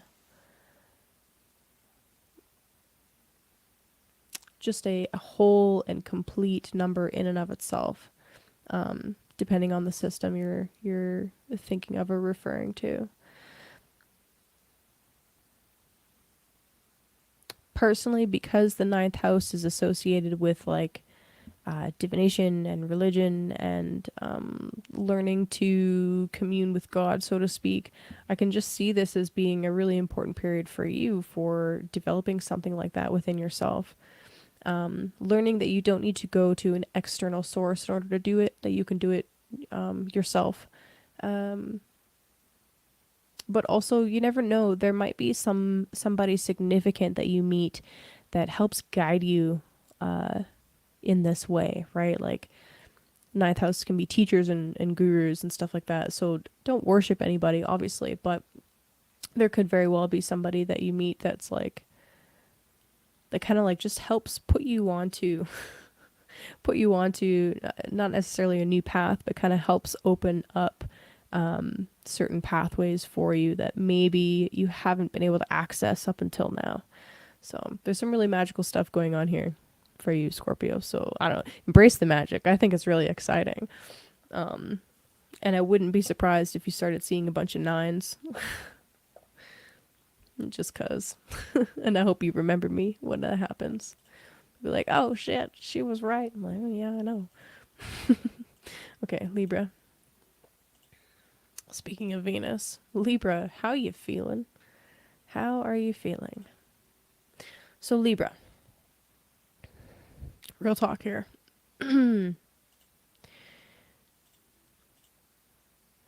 That South Node moving into your first house for Libra rising.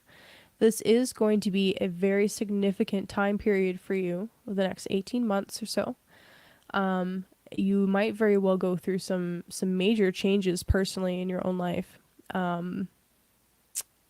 There could be pieces of your identity and things that you thought you were identified with that you find are no longer true to you anymore. You might realize, hey, some of this stuff actually doesn't apply anymore. I don't actually feel this way. You might find that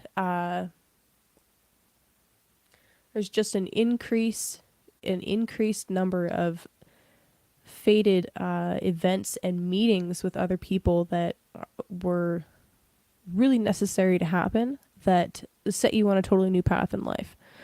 The South Node going through your first house is significant for making connections with people that are really important for your development, right?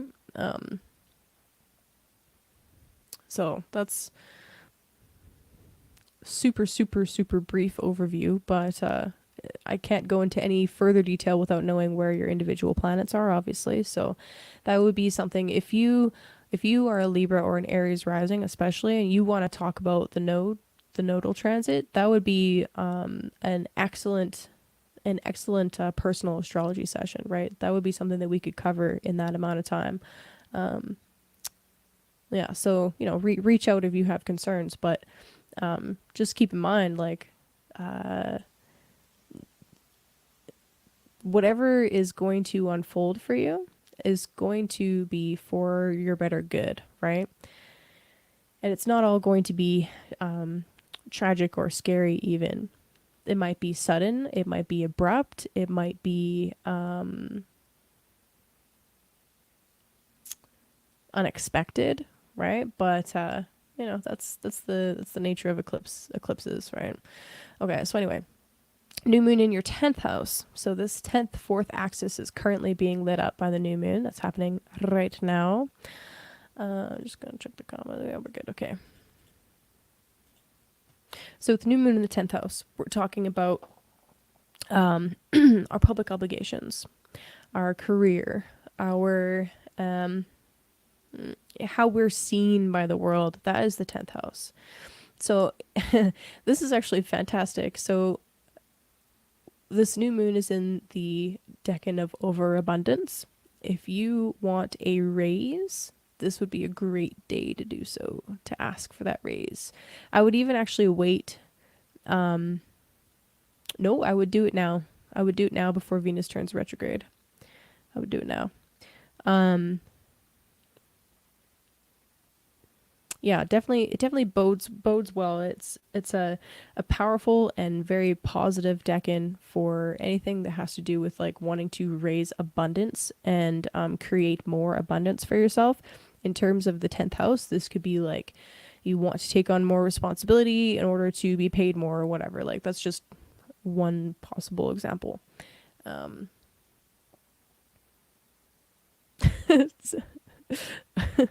have money on the brain clearly, but also that Nine of Pentacles that keeps popping out. It's freaking me out a little bit, guys. I'm not gonna lie. Oh man. Oh yeah. Okay. So anyway, the opposition to Pluto. Okay. So this fourth, 10th axis. When it comes to taking on more responsibility at work, how is your home life doing though, right? Like there might be a need to kind of rebalance responsibilities in both of these places, right? Like yes, you're needed, you're wanted at work, and there is an overabundance of work available, right? But at the same time, there's stuff that's needed at home, right? There's needs that have to be taken care of that are more private. The fourth house has to do with property, it has to do with our ancestry as well. So there's some deep themes, some how do I put this?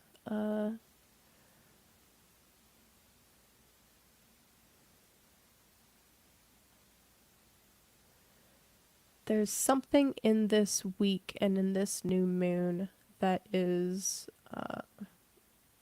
reflecting or tapping into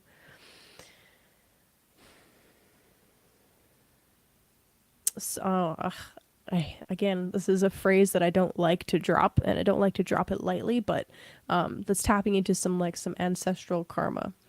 And again, karma is similar to consequences in that it's neither good nor bad. It's just the result of previous actions. This could be previous lifetimes actions. It could be previous actions from this lifetime. It can be your parents' actions, your grandparents' actions, and how those reverberate through the generations, right? So anyway, there's some questions potentially coming up this week about, okay, if I want to keep reaching up here and I really want to plant these seeds because there's beautiful opportunities up here and there's room for growth, definitely, then how does that tap into some hidden fears, maybe some hidden anxieties, and what needs to be addressed there so that you can keep growing up and out, right? So there's some fun stuff happening there. definitely some interesting things. I think this is going to be a really significant week for you, Libra.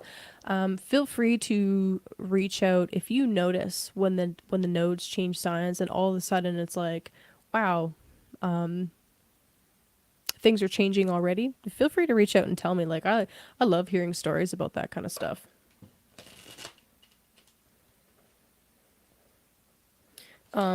Even if it's like difficult, right? If it's difficult, that's equally as valid as the fun and light and fluffy stuff, right? Okay. So anyway, what do we got for cards for Libra?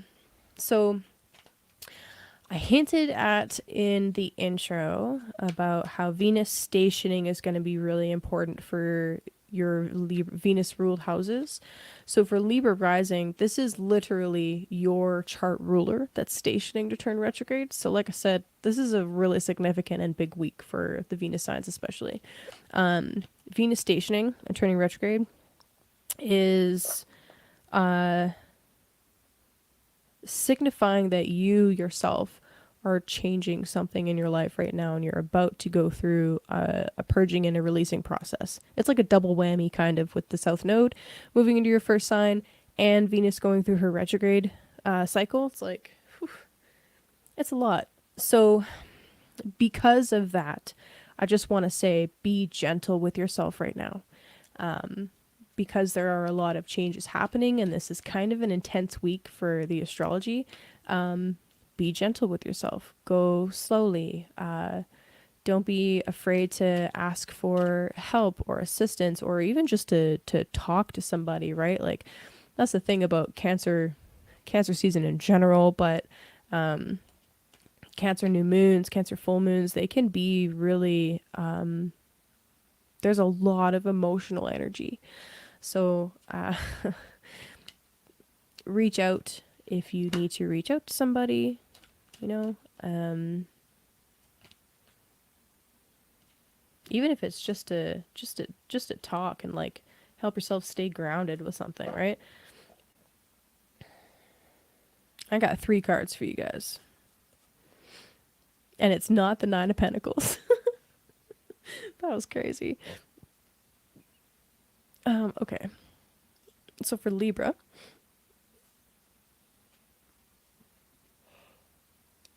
excuse me, I got the 3 of Pentacles rather than the 9. We have the Lust or the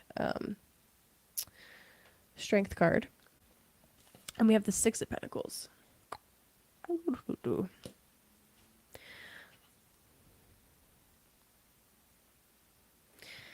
So there's you familiarizing yourself with the Leo energy.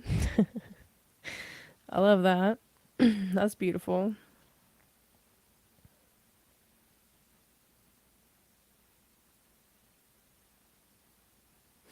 Okay, Libra, I have some homework for you. I thought I made my hair better, but I made it worse. Okay, I have some homework for you. Look up the story of Inanna. And I want you to either read it or listen to somebody reading it or find a summary of it. And just kind of like, you don't need to super familiarize yourself with the story. You don't need to memorize it. This isn't going to be graded homework or anything. But just read it and sit with it for a little bit and kind of sink into some of the symbolism. Okay. Because I feel like there's some mystery and some magic with reading that story. There's because you're about to go through exactly that process. It won't be as graphic or as intense as that story, but it's a symbol, right? It's a metaphor. Okay, so anyway, to the cards. To the Batmobile. Okay, so 3 of Pentacles, Strength, and then 6 of Pentacles. Remember that you are a part of a team. And being an air signs work with abstractions. And I think of air signs like the engineer on this card. If you've ever worked in a trade or you have a husband that's worked in a trade or friends that work in trades, you will inevitably hear them bitching about engineers. Because something that works on paper, that works in the abstract, that works in theory, doesn't necessarily work in the physical realm. That is why it's a team, right? There is actually no person in that team that's necessarily better than the other. It's about playing to your skill sets and combining forces to actually create something beautiful and lasting. So I really feel like the Three of Pentacles coming out is a subtle reminder to be like, hey, you're a fantastic hostess. Stereotypical thing for Libra, sorry. Apologies if you're not actually a hostess, but just stick with me for the metaphor, okay? You're a fantastic hostess. You know how to set things up so that it's perfect. And in theory, the seating plan is pristine and it'll work perfectly. However, in reality, this does not actually mix with this. I know it says it will, but it actually doesn't. And if we do that, chaos will ensue. So listen to that person that has the practical knowledge as well, because they have something really valuable to add that you might not be able to see in the abstract on the paper, right? The other thing is there's another additional member of this team, right? The one that has the guiding vision. Whoever that is for you, whoever has that guiding vision, they're really necessary for the motivation and maybe even the funding of the project, right? Again, this is a metaphor. Please just stick with me. So don't discount that person's input as well. It's like when you're making an artistic project for somebody and you're like, let's say it's a commission, right? How it looks on paper, how it looks on canvas or on leather. I'm a leather worker, so this is a great metaphor for me. And then how they actually want it to look can sometimes be three different, totally different things. So whenever you're getting a tattoo or any kind of commission work done, there's this process between this is my vision, my idea, and then this is what we can put on paper, and this is what it'll actually translate to in reality. And there's this process, and you kind of have to go a little bit back and forth and work with people and work with the other individuals in the team in order to get it to a point where it matches the vision close enough. It'll actually work in reality and look good in reality, and you can design it on paper. Fucking genius. That's the Three of Pentacles to me. This is really important because your own personal vision is about to go through an entirely restorative process. As Venus is stationing and turning retrograde, Libra, for you, this is a significant moment in the year, and I love that the Strength card came out for you, okay? Because it represents Leo. And Venus will be doing her retrograde in Leo and having the Cazimi in Leo. So a little bit of extra homework. Again, I know I'm giving Libra all the homework. I know, guys, I'm sorry. You'll get homework when it's your turn too. But I would consider opening up your chart, especially if you're a Libra rising, and taking a look at what you have going on in the house of Leo. So whole sign, that would be your 11th house. And kind of sit with the themes of the 11th house as well this week. So the 11th house is about our long-term goals. It is about our social networks, our friend networks. And that's enough themes for now. So like the groups that you belong to, what kind of groups do you belong to? And, just kind of hang out with those ideas and see how this is developing in your life, because there's definitely something significant where maybe you're not giving yourself enough credit for the role that you play, the vision and the abstract ideas that you provide. Maybe you actually need to recognize how valuable your role actually is, but also release the need for it to be perfect on paper, right? Like I was saying, perfect on paper isn't necessarily what they actually want. Perfect on paper doesn't necessarily work in reality.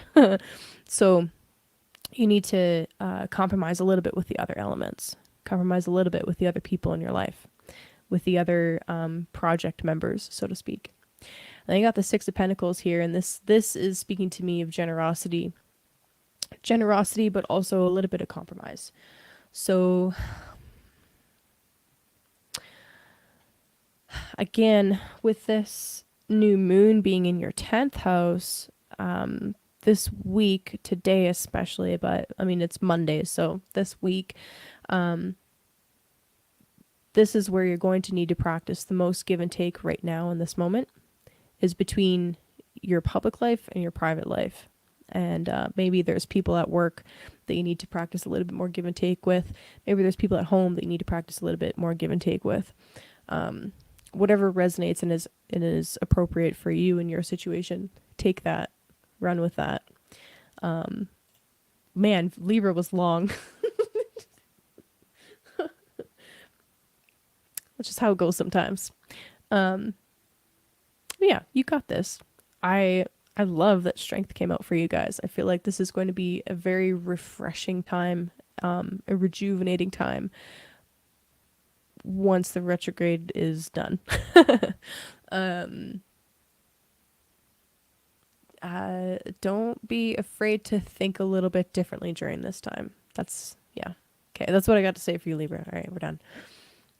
I could keep going, but if I do, again, I want to be fair to everybody. So just, we're moving on. Virgo.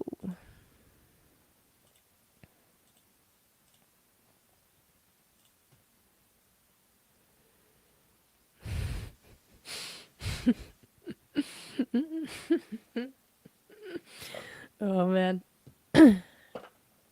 My little sister is a Libra sun, um, Aqua moon, and on every single report card growing up, it was always like, blah, blah, blah, great student and a social butterfly. Talks too much in class. Fuck.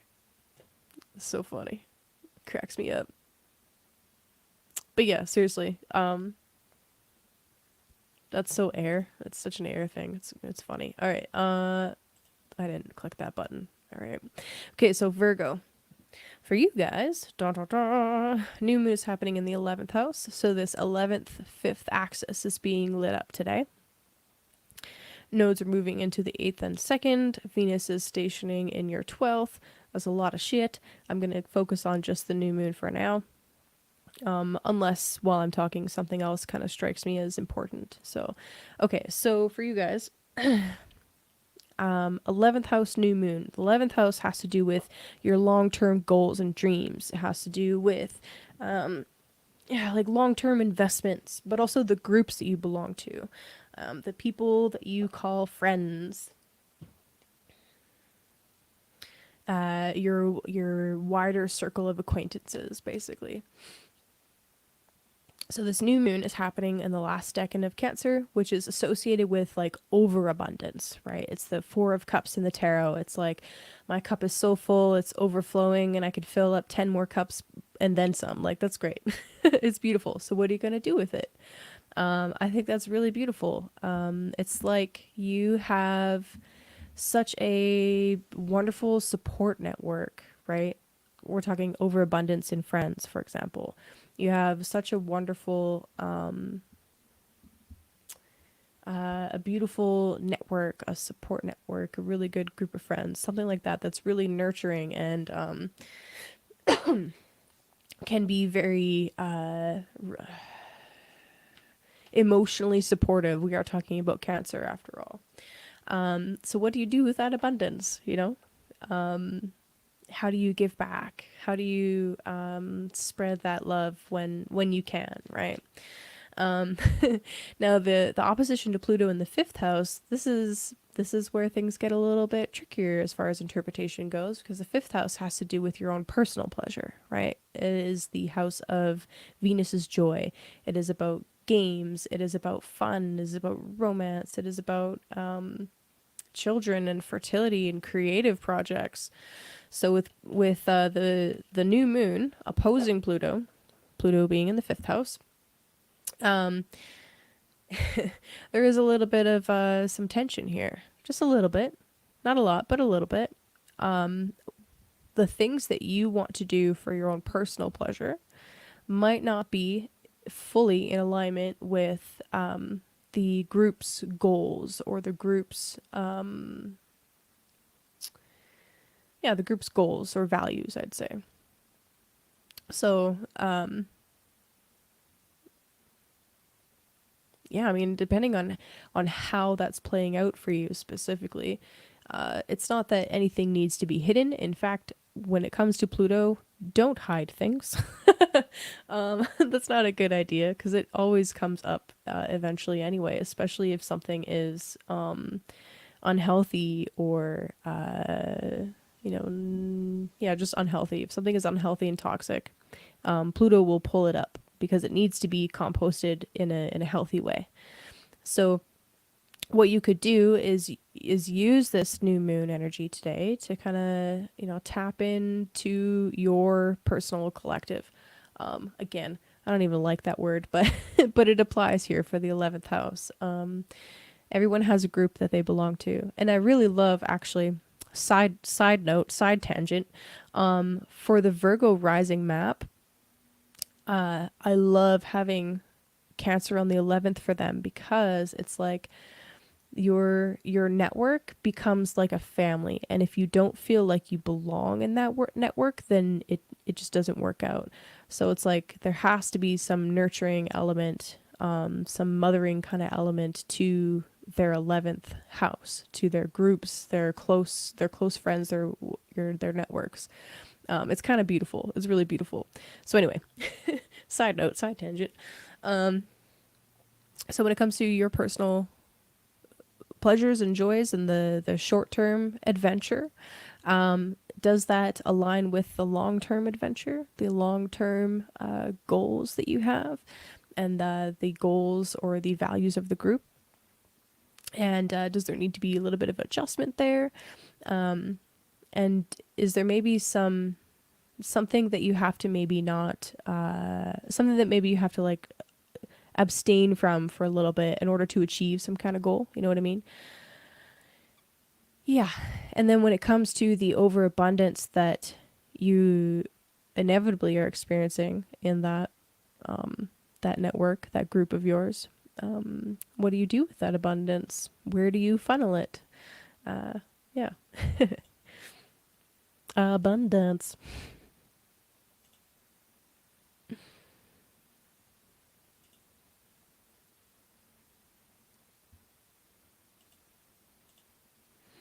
Oh, your report card said that we're a chatty Cathy, and that yeah, I could see that. I could see that. Stacey loves talking. I love listening to Stacey talk.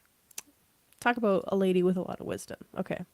Okay, so Virgo. Is there anything else that is really important that's popping out to me?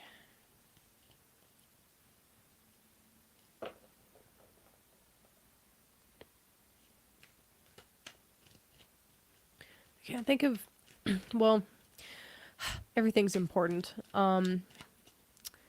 Heads up about this week though. So this Mars Saturn opposition, I talked a little bit about it actually the focus of last week's tarot stream was about the Mars Saturn opposition, but just just keep it in mind this week, as you're moving forward. The idea of really wanting to go but also needing appropriate boundaries, that's a big and important theme for the Mars Saturn opposition for you because it's in your first seventh axis. Damn. And you just pulled some kind of intense cards, I'm not gonna lie. Do a little dance, make a little love, get down tonight. Okay, sorry. So Virgo. So Virgo, you got the Death card and the Moon card. Damn. Death and Moon. So with Death, we're talking about transformation, ultimately. Releasing of something that is done, that is maybe even toxic, right? Virgo, you're really talented at this, actually. Being able to sort out the wheat from the chaff. Not that chaff is toxic, it's just we can't digest it. It doesn't taste very good. It doesn't make a nice flour, right? But the germ of the wheat, definitely nice flour. You're talented at being able to discern this is no good, this is really good, and then separate them, right? That is one of Virgo's best talents. It's amazing. And with Mars in your sign, it's almost like this is an easier process to do. But I would almost suggest that, yeah, I would suggest actually that now that you have those things separated, what are you doing with the stuff that's not good? Like, how are you getting rid of it? How are you composting it or recycling it or whatever? Because I kind of feel like there's been like a buildup of gunk, of junk, of cobwebs in the corner or whatever, and it's time to cleanse. It's time to release. It's time to let go. With the moon coming out, this implies that there are maybe some secrets, some hidden things going on that you're not fully aware of. This could even be like unnecessary, not unnecessary, that's not the right word, just anxieties and fears coming up. Whether they're warranted or not is a totally different story. It doesn't really matter at this point in time. The point is that there's anxieties and fears coming up, period.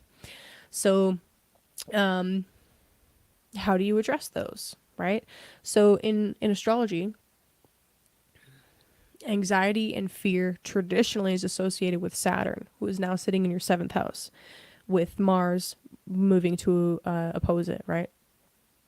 So fears and anxiety are completely natural and normal to come up, especially as it relates to your partners, right? If you're dating somebody or you're married or you're in business with somebody, fears and anxiety around them, totally normal.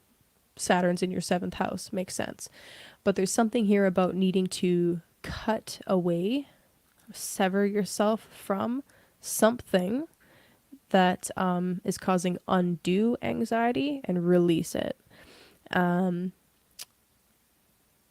Whether this manifests as doing like a cord cutting technique, actually, that would be fucking phenomenal to do today, today/tonight while the moon is dark in this very abundant and fertile decan of Cancer opposing Pluto. Some kind of like karmic cord cutting ceremony would be friggin' beautiful for anybody, but especially you, Virgo, with Mars in your first house, looking directly at Saturn in the seventh. It's like there is definitely something energetically and emotionally that it's time to cut away from, right? And I'm using the word cut a lot, sever, because it's a Mars word. You have Mars in your first house, so that's how it is.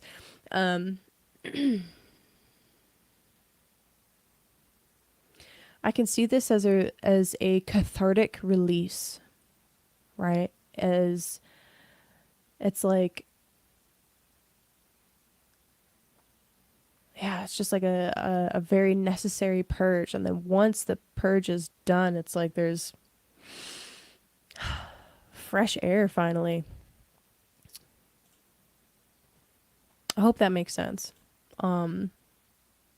I think it does. It made sense while it was coming out, so just, yeah. Sometimes I get going, and I know that I'm saying sentences, but but I'm not sure if the sentences are making sense. Yeah. Especially when I'm like really in flow. That's the thing. Just give me a quick second here. I accidentally mixed up my deck. So you're just gonna hang out with me for a minute while we kind of like stew in that death moon energy. Like, whew. Yeah. So how you doing, Virgo? I think we should probably do a little check in. Are there any Virgos in the chat? I know Mel is Virgo rising. Yeah. If you want to share, feel free to share.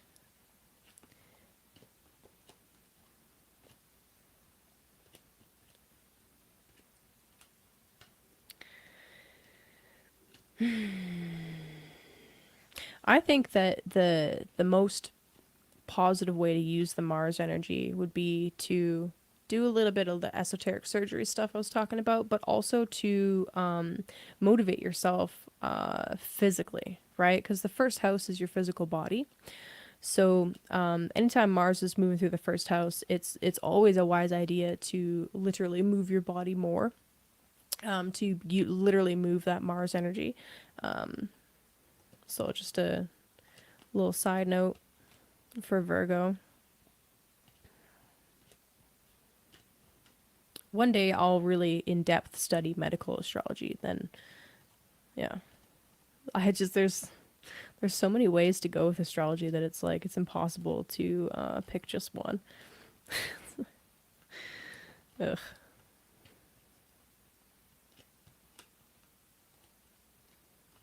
Okay. There we go.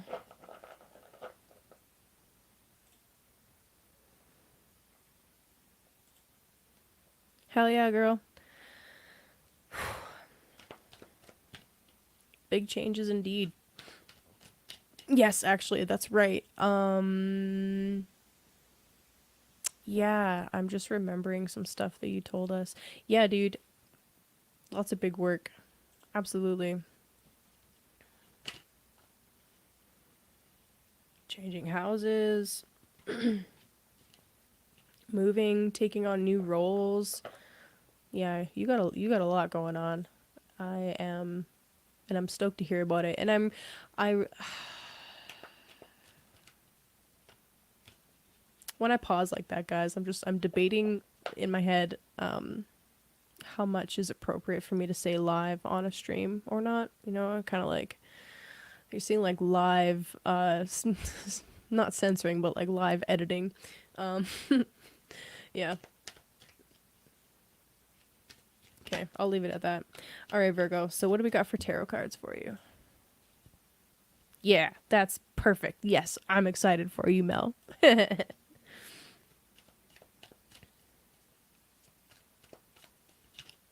just got kind of dark out. We've got some really stormy weather here in Alberta right now. It's yesterday was really hot, and then today it's like cool and windy and smoky, and it's moody. It's very moody. It's a moody new moon. All right, Virgo. Tarot cards for Virgo. What does Virgo need to hear most right now? One more.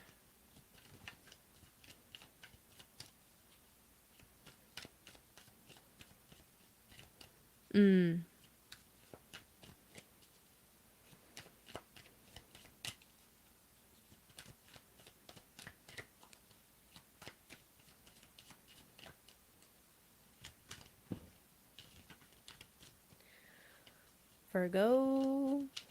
There you are.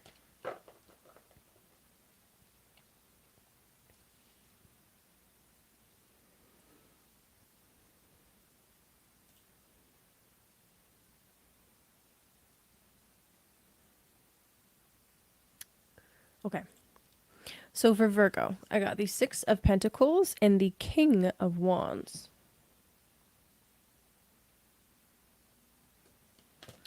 So Six of Pentacles comes out again.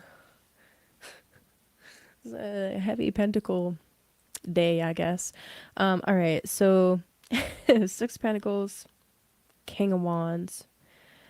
Wow, these feel like really very different energies.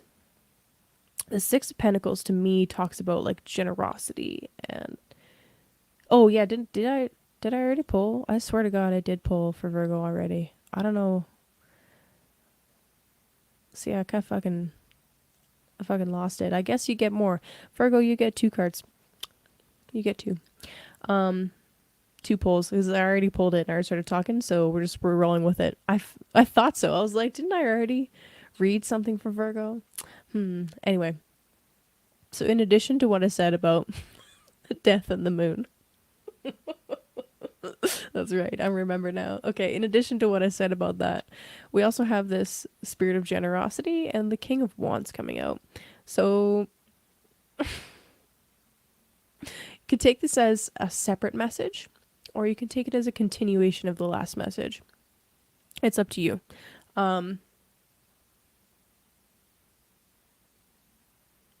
Yeah, you guys get cut off so often. I'm just gonna roll with it. You guys get 2 messages because I love you. Um, so Six of Pentacles, King of Wands. This seems like really very different energy.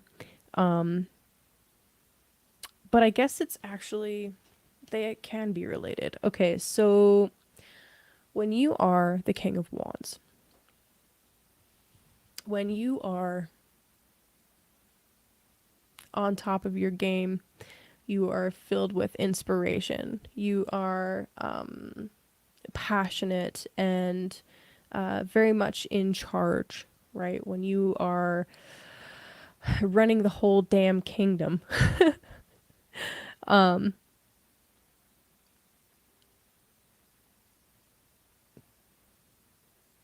it's important that you make decisions that are good for you, but at the same time, there is something here about needing to make sure that your subjects, for lack of a better word, are also taken care of. This, I feel, is actually reflected in the 5th and 11th house aspect of this moon. The 5th house, you can view it as like, this is where the King of Wands is sitting, right? This is my pleasure. This is my kingdom. This is my domain. This is my shit. And then the 6th house is like the audience or the crowd or the people. So there is a relationship here, right? They're opposite from each other. There is actually a relationship here. So you're being asked to balance out, what are my needs? Not necessarily needs, but what are my wants? What are my desires? And what are the desires of the group that I belong to? Is it all about me all of the time, or can we share the space? And then when it comes to the financial aspect of these two houses, right? Because we are talking about the Six of Pentacles. This is like the 5th house is like gambling, like quick, easy money, but high risk, but high reward, but high risk. And then this is like long-term investing. So buying property, that's a long-term investment, right? And a potentially a very risky investment, but still, like, real wealth is in owning land and buildings and things that generally appreciate in value, provided we don't have a mortgage bubble like 2008, that kind of thing. Um, so I really feel like, in addition to the message that I just gave you about, death and the moon card, this is also about just being really smart about where you're investing your time and your energy and your money. And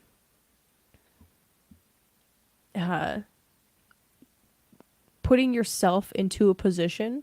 Okay, this is it. Putting yourself into a position now by making the choices necessary to put yourself forward, where you will eventually be in a position where your cup is overflowing so much that you can fill 10 other cups. But right now, I really feel like it's really necessary that that you're focusing on filling your own cup first, so to speak. Okay, that's Virgo. What's up, Charlotte? You're lucky. You got 2 Virgo readings today. It was an accident, but we went with it. All right. Leo. Ooh, Leo. Okay, so how's it been, Leo, with Venus in your sign? I would imagine fabulous would be an appropriate word for sure. Fabulous. All right, so a couple things. Well, more than a couple things, but a couple things.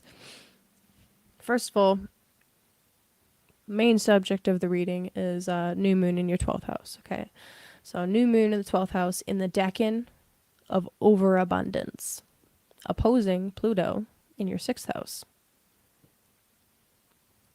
So for Leo rising, this new moon, so yesterday, today, and tomorrow, it'll be kind of like this 3-day kind of event, really, of, and especially tomorrow, or later tonight, actually, when the moon actually opposes Pluto exact. This is potentially a significant moment, a significant week for some kind of spiritual or physical development. Like especially as it relates to your mental health and your physical health.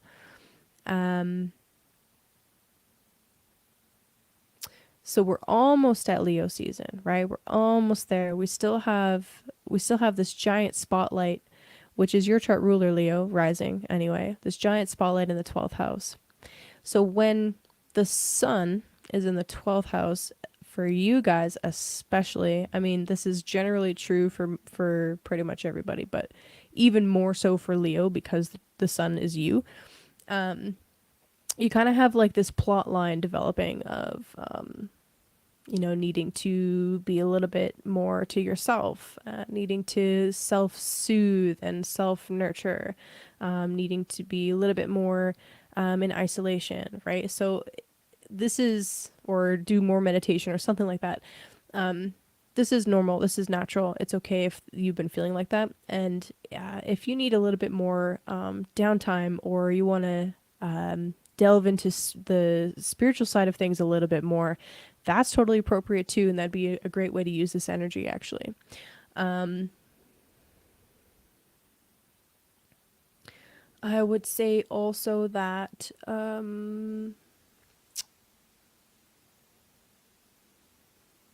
yeah, I feel like whatever spiritual connections you're making at this time, right? Whatever seeds you're planting spiritually or in the dream realm at this time, they will have a big impact later. It is going to take some time to develop. I mean, Pluto's in Capricorn. Capricorn takes a long ass time to develop. It's going to take some time to develop those things, right? Whatever spiritual, physical practices you've got going on right now. It may not seem like on the surface there is much change or much impact, but trust me, the subtle impacts are vast. So just keep up with whatever it is that you have begun around this time. Just keep going with it. Keep practicing. Now, Venus stationing retrograde in your first house. This is fairly significant. So the last time Venus went retrograde in Leo was 8 years ago, 2015, the summer of 2015.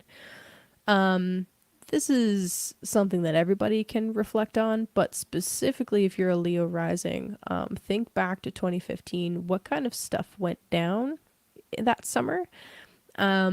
This isn't going to be an exact repeat, okay? It's not going to be the same thing. It is going to be different. Venus is making different aspects, and you are a different person as well. But the summer of 2015 was the last time this occurred in your sign. So some of those same themes are definitely going to be popping up, right? So first house has to do with your body, number one, your physical, literally your physical 3D self. It has to do with a large part of your personality, right? A Venus retrograde in the first house is renowned for having people completely change their wardrobes or their looks, or, you know, how their hair is, all of that kind of like superficial stuff. But it can have a much deeper impact as well, right? The surface stuff is just a symptom of the internal process that's going on, right? So think back to 2015, what happened that summer, and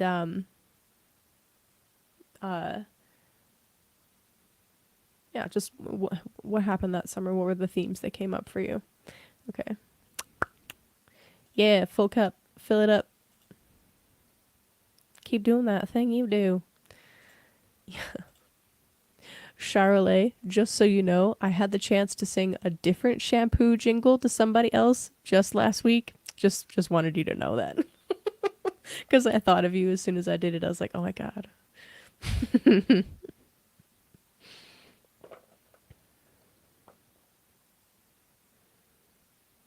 It's for a totally different company too. But anyway, okay. Speaking of hair, ugh, appropriate. So appropriate. Oh, Leo, I love you and I love your energy. Don't change.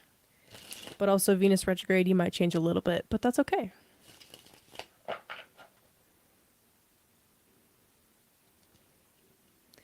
Okay, what does Leo need to hear?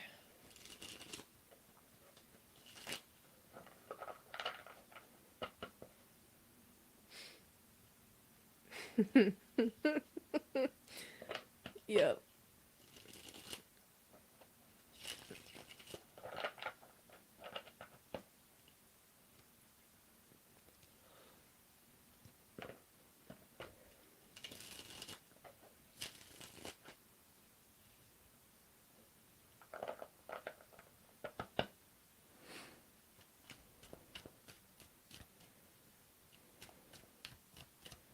I'm sorry, I'm smiling right now because I'm picturing in my mind some Leo person getting like a complete makeover, but adding some like gold filigree into something, like a braid in their hair with like a gold fucking leaf fucking thing. Like I don't know. That's such a Venus retrograde thing too. That's so funny. Like I got grills. Like oh my gosh.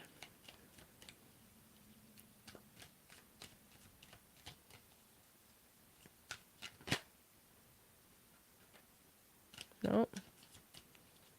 All right, Leo. Why are you being quiet? Come on now. Come on now.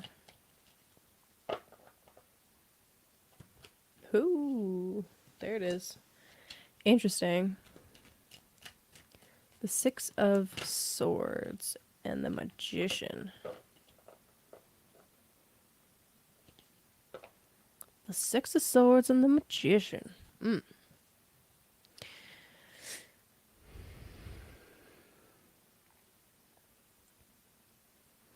I feel like the trip that you're on, all right, is more of an internal trip. Okay, so here's the thing. Funny thing about the 12th house.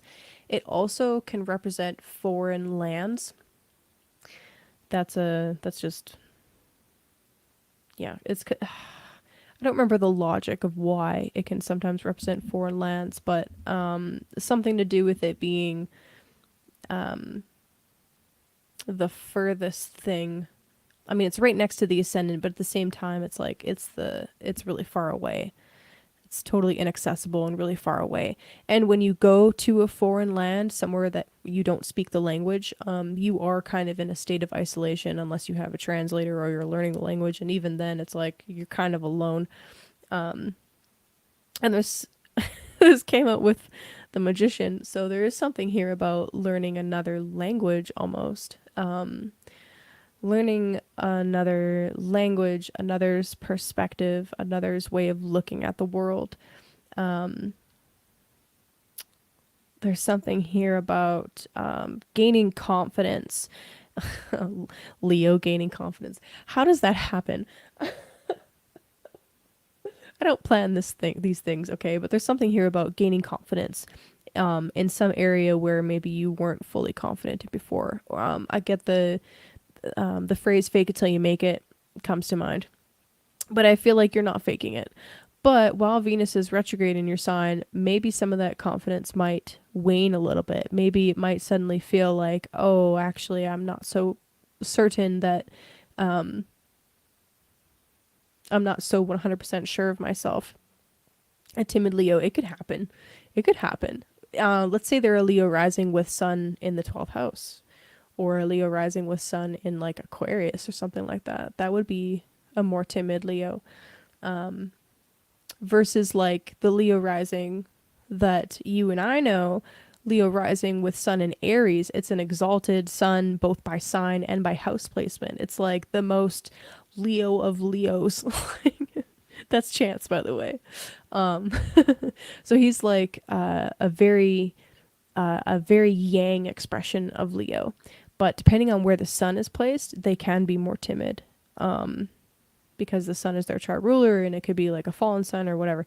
Anyway, but yeah, timid Leo, or at least just a period of questioning and just not being 100% certain. But I feel like even if you're gonna go through something like that, just this period of like change and experimentation and trying to figure out exactly what kind of combination of things is the right thing for you, the right formula for you. This is the time to experiment with that. Any kind of retrograde, it's great for experimenting and trying new things out. So especially Venus retrograde in your first sign, experiment with some stuff that, not drugs though, experiment with some stuff with like different styles for your wardrobe. Like try out a totally different look, like play with it a little bit, and don't be afraid to play with it a little bit, right? Telling Leo to play.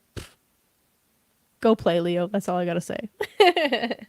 But anyway, play with it a little bit, and even if you don't have the confidence, pretend you have the confidence, because that is actually going to make a huge difference in how people perceive you and how people see you.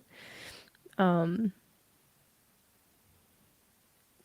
sometimes really little subtle things that you do in the physical, bringing it back to the 12th-6 axis, sometimes really little things that you do in the physical have a major spiritual impact. So you might never know what kind of little subtle changes you're making that actually have a very loud roar of an effect energetically and spiritually, okay? So yeah, have fun with that, Leo.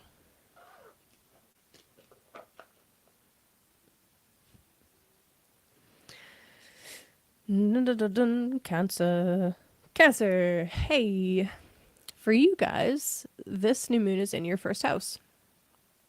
Let me just switch this over real quick. Boom-a-doop. So, Cancer, da da da. New moon in the first house.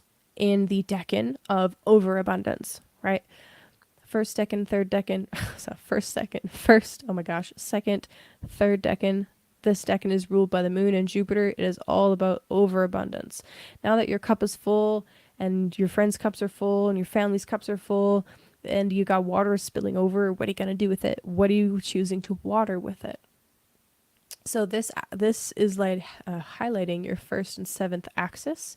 This is the axis of self and the other. Just lost some people. That's okay. So self and other, right? So new moon in the first house. You're beginning a totally new phase right now. This could be something to do with property. This could be something to do with your mode of transportation. This could be even something physical that you're beginning for yourself, right? Something, just anything that you're beginning that's new that you've never done before. New moon is generally the planting of a seed, right? So literally anything that you start right now is going to have big and far-reaching effects, especially considering the decan this is in, how much moon likes this decan in addition to this being moon's home sign, and then also with opposition to Pluto. Remember, Pluto is associated with things that are found in the deepest reaches. Okay, so there is incredible wealth associated with Pluto, both in the physical and in the spiritual, right? Good stuff. um,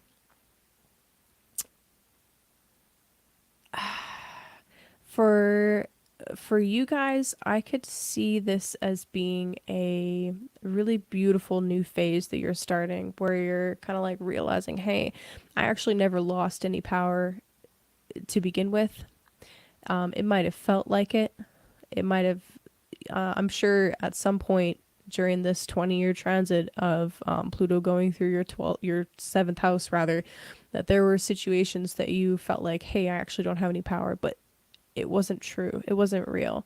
You actually did have power, and this transit, while it was a very long one, it was about teaching you that you actually have so much more agency than you give yourself credit for.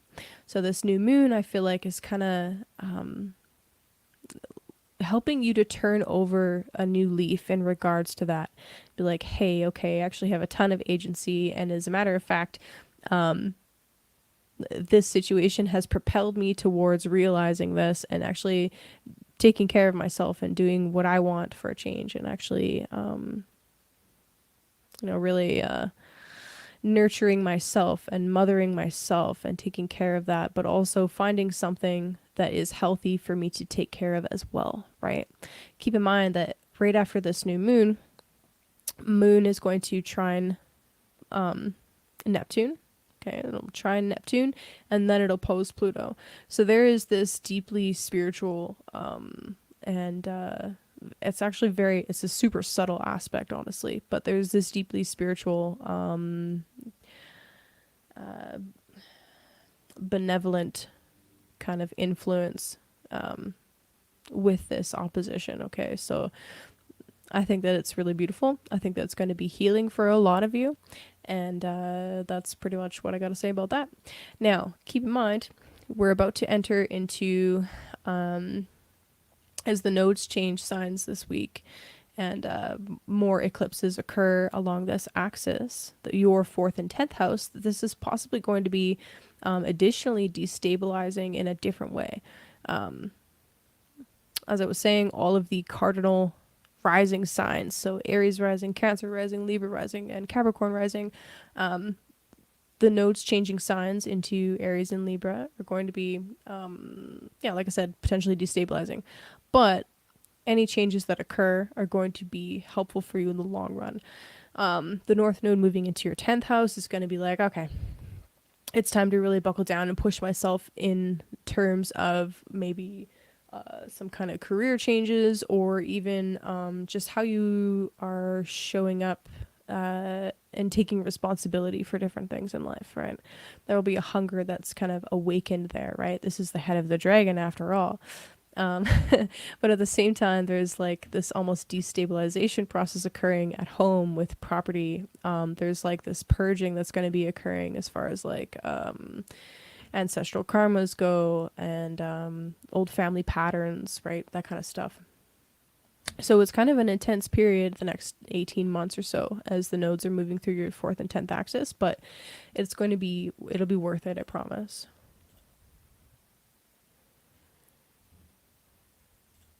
Yeah, dude. I told you. Dragons are good. Exactly. Yo, Stacy. Girl. Yeah. Now, yeah, I'm curious. What year did you get married?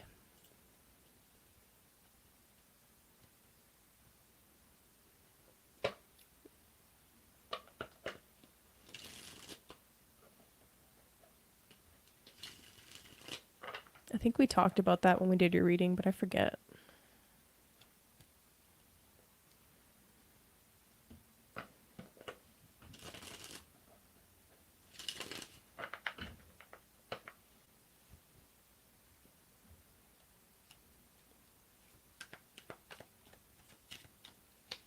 (2017). Ooh, okay. Which time? Okay, yeah, fair enough. Fair enough. Okay. Yeah.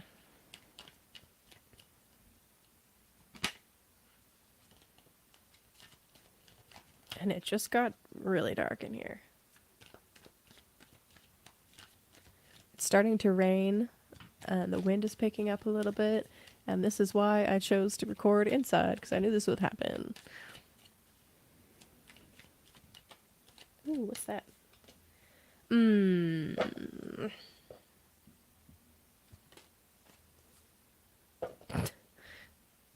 Okay, I love this. Cancer, I love this for you.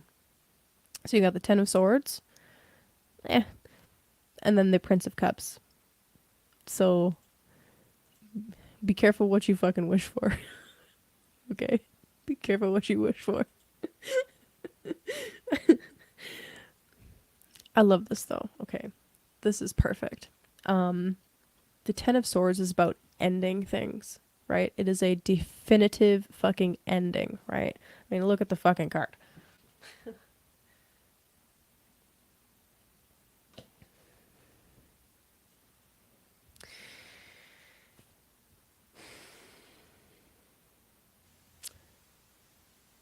The Ten of Swords to me talks about a situation where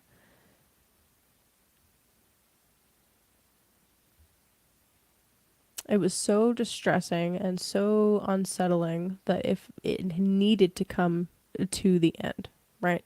It had to finish. And actually now that you're at the 10, it's like, oh, thank God. There's this sense of relief actually with the 10. It's like,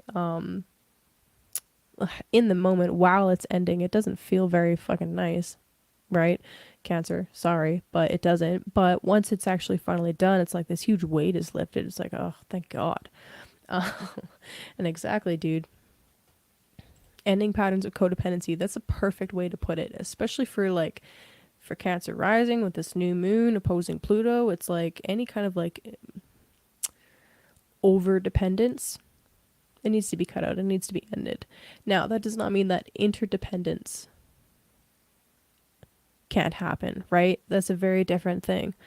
And in fact, we are, to an extent, emotionally dependent on other people. We are social creatures. We are not meant to be in isolation.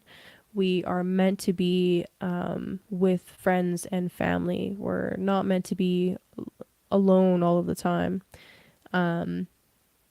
Other people, like significant others,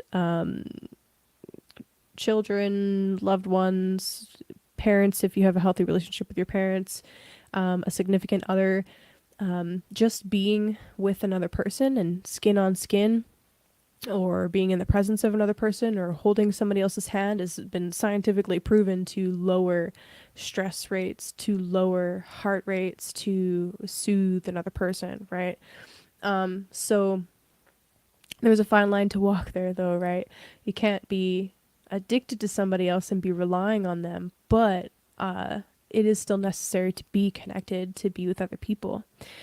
But I really love that you said that, right? Because this does feel like a really significant ending, but it's it's leading to something even more positive, because right immediately after that we have the Knight of friggin' Cups. And I'm serious, Stacey. Be careful what you wish for, because there's the Knight. Okay, so like, calm down, girl. But I love it because it's like once you end this toxic kind of pattern, then you're free to roam and free to offer a more truer version of yourself, right? It's like now that that's ended, now you can. Is that a white horse? It is a white horse, okay? And you know what? To be perfectly honest, his armor's a little too shiny, so you better be careful. But anyway, once that codependency and stuff is ended, once we've kind of figured out, oh hey, that's my pattern, it's not something to be ashamed of. That's the thing. Being ashamed of it is not the solution. It takes work, and it takes time, and it takes being gentle and forgiving with yourself. And that's where the other aspect of this Knight of Cups is coming in. It's like you have to be gentle and you have to love yourself while you're working through those patterns, right? Then then you can offer yourself to others from a healthy sense of self. Yeah, I think I nailed that point. You just if there's no dings in the armor though, that means that he's never been in battle. It's not battle tested, okay? Like maybe that's just me. I like I'm gonna be quiet now. What's up, Lacey? Good to see you. Okay. What else do I gotta say about this? I don't know. I feel like I kind of hammered that point home. Um, there's potentially more destabilization coming up with the nodes changing signs, but again, it's going to help you clear out and cleanse and end certain patterns that needed to be ended so that you can move forward and offer more of your true self from there, Anyway, it's a new armor set. It's brand spanking new. That's funny. Oh my gosh. I'm like debating, like, do I need to light some candles? Do I need to turn on a light? I mean, damn.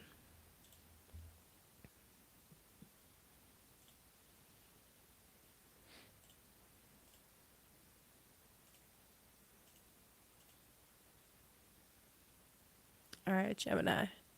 Gemini. Gemini. Okay, so new moon for you guys is moving into your is happening in your second house. This is great. Okay, I love this. So, second house, in the decan of overabundance. Yes. So I don't know what your financial system is like, financial situation rather is like, Gemini, but this new moon bodes really well, okay? Like I said, this decan is a moon Jupiter decan, which means it's all about fertility and overabundance and all of the things and expansion, right?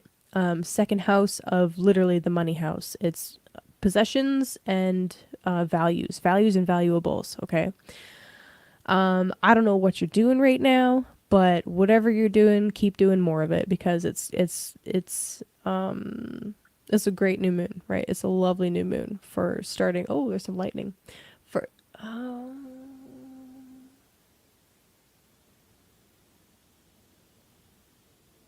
dang, or I think we're about to see hail again. Okay, so anyway, it's a lovely new moon for starting anything related to securing your physical reality. Okay, so second house is yes, finances, but it is the things that you need, the physical things that you need to support your body. So food that you put in your mouth, the things that you have to buy to clothe yourself, the actual money that you make in order to purchase those things, right? That is the second house on a physical level. So fantastic new moon, freaking love it. The opposition to Pluto is interesting too because I mean, when it comes to your values and the values of your partner and your finances and the finances of your partner, how can you guys work together?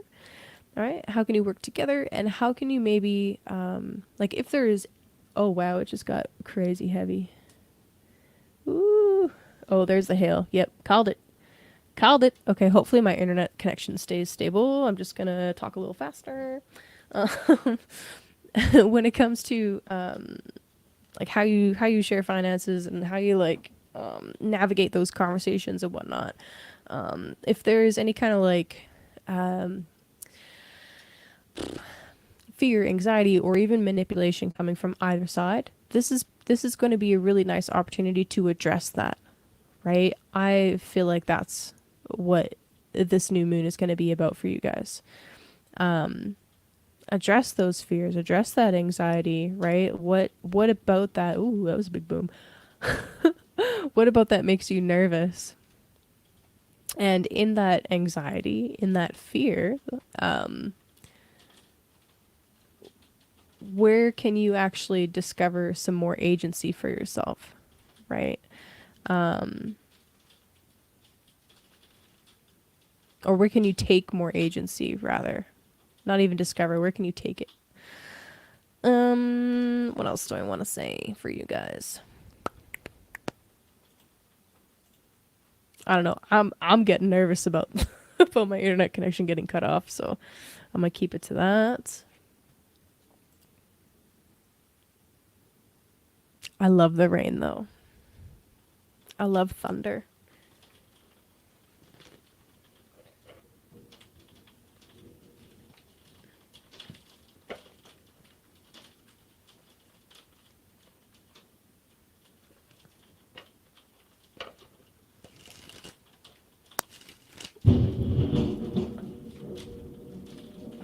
Holy shit, that was fucking close. Dude, I should get off my fucking internet.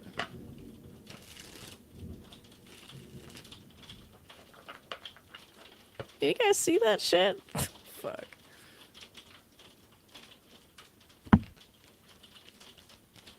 There's a storm a brewing, Gemini.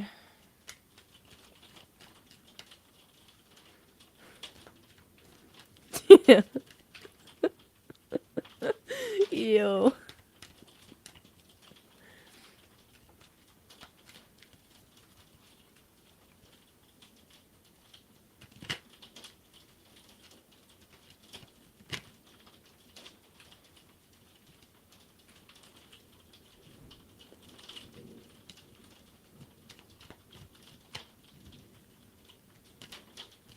Damn.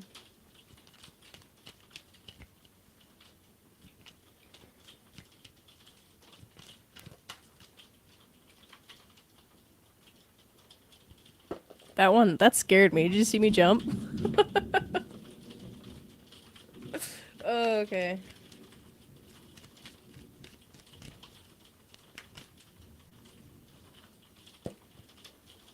The Eight of Swords. What else?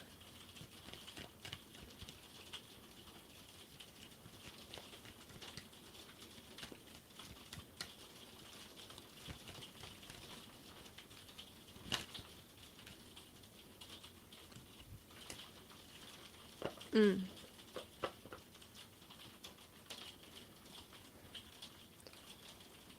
Okay.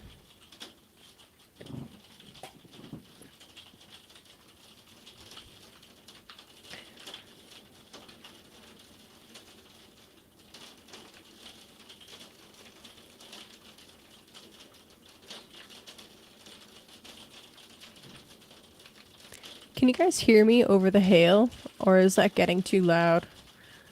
I'm gonna keep talking, and you guys let me know if I need to turn my volume up or anything. Okay. So for you, Gemini, we got the Eight of Swords and the Seven of Swords.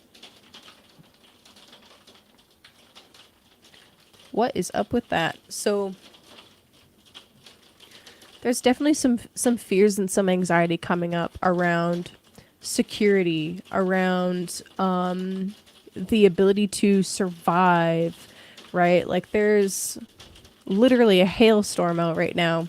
By the way, Norse runes, Hagalaz, the H rune, literally represents an elemental storm. And it is a moment of chaos. It is a moment of complete change, right? It's a moment of something that you cannot predict coming, but is ultimately bringing about a archetypal change. There's an opportunity when Hagalaz arises.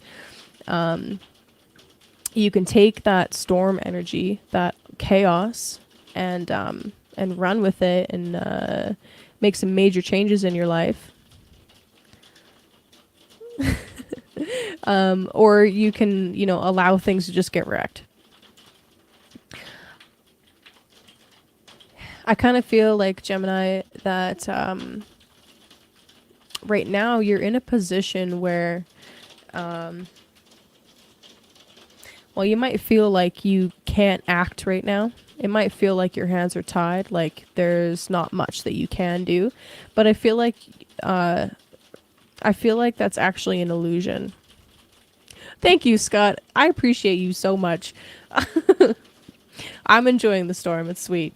But anyway, I feel like there's actually so much more that you can do. It's just that perhaps you're not looking in the right place.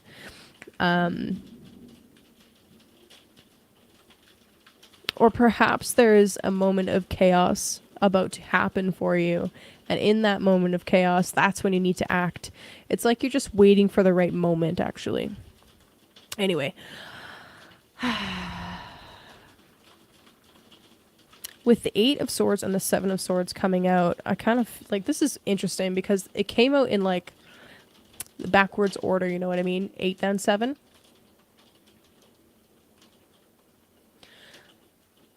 And with the 7, there's actually, this wittiness, this cleverness that comes with it. Okay, so most readers will talk about the Seven of Swords as being somebody's lying and thieving and scheming. Sometimes that's true, yes, but not always. Sometimes it's actually you that's trying to be clever and outwit somebody, and that's not always a bad thing, right? It's not necessarily an evil or a bad thing to do that. For example, random example, when talking to someone that is emotionally manipulative, do you tell them the truth of everything that's going on in your life, or do you withhold things, right? You're not honest with those people, right? You can't be, because they will use it against you as a weapon, right? Just a small example, just to illustrate my point here. So anyway, Gemini. It seems like you need to wait for the right moment. before acting. And when you do act,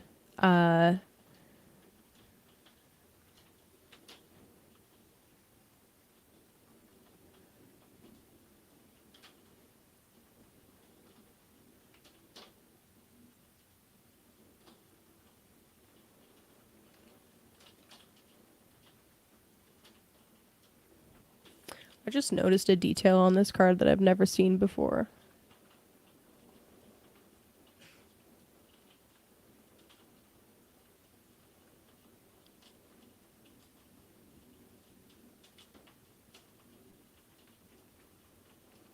That's really cool. Okay, I'm gonna hold this up to the camera. I know I stopped mid-sentence there, but I lost what I was trying to say. So we're switching tracks.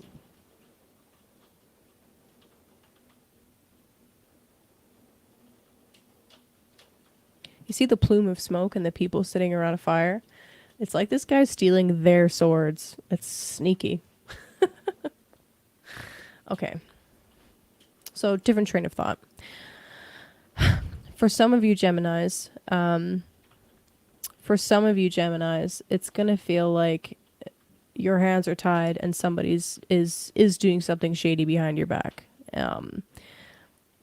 That might be true for some of you, but I don't think that's true for all of you. I think for the majority of you, it's more like you feel like your hands are tied, but it's really just a matter of just waiting for the right moment, and then being proactive once that moment happens. Okay. Super vague. I think that it's also really important for you guys to address whatever fears and anxieties are coming up around the ability to survive, around the ability to support yourself, around the ability to support whatever it is that's growing and being nurtured by you. I also think that the Mars Saturn opposition that's shaping up this week to happen on the 4th and 10th axis, I think this is playing into this as well. I was saying to another sign earlier that Saturn in traditional astrology and Hellenistic astrology, and in Vedic astrology as well, Saturn is the planet that they associate with fears and anxiety. So when it comes to taking responsibility, when it comes to being an authority figure, what about that causes you an unnecessary amount of anxiety?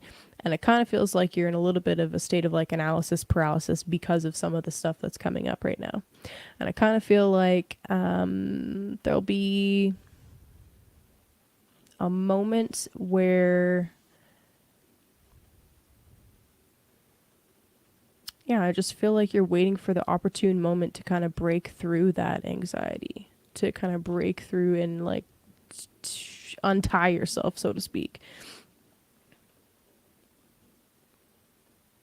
It's like this hailstorm, okay? It started as I began Gemini, and it's tapering off and finishing now. It's like I could cancel the stream and stop going and like stop everything that I'm doing, or I can just wait like literally 5 friggin' minutes for it to pass and then continue on my way. You know what I mean? So don't give up, okay, Gemini? There's something that you need to do or need a conversation that needs to be had, but it's just not quite the right time for it. It's like wait for some of the chaos to pass. Then once that chaos is past, boom, the worms are coming out of the soil. You know what I mean? I just saw a robin hopping across the grass. So I was like, heck yeah, now is worm o'clock. He's also like, I think he's hiding under the bush now. So yeah. Seriously, right after the storm, that is the best worm time. All right. So just wait a little bit longer. Have patience. And if there's something that you feel needs to be addressed, don't be afraid to reach out to other people, that aren't the person that you need to have a conversation with, just to talk it out, right? That can be really helpful. Especially with Venus stationing in your 3rd house, like there's some really big and important conversations that are going to be had. Yeah, so it's just about give it a bit of time. And I know sometimes it's kind of stereotypical for a Gemini to be impatient, but I know some of you are very impatient. So just give it a little bit of time, give it a little bit of breathing room, of space. And then, like I said, when the moment's right, that's when you act or speak or whatever.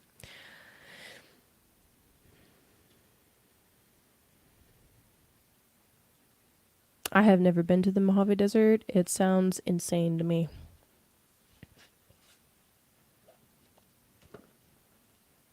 Oh, what's up?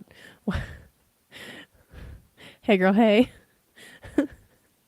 The news is your tongue is tied and you gotta wait for the right moment to act. That's the news. Yeah. Okay.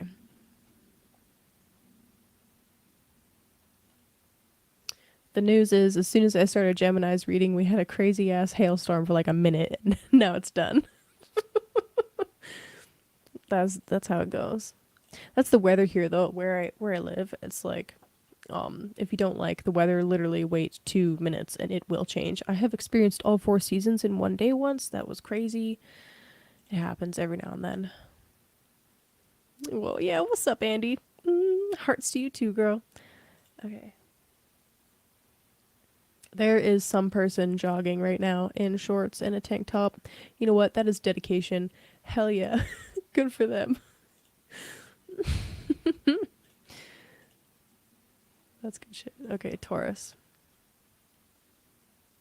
Taurus. What's up, Taurus?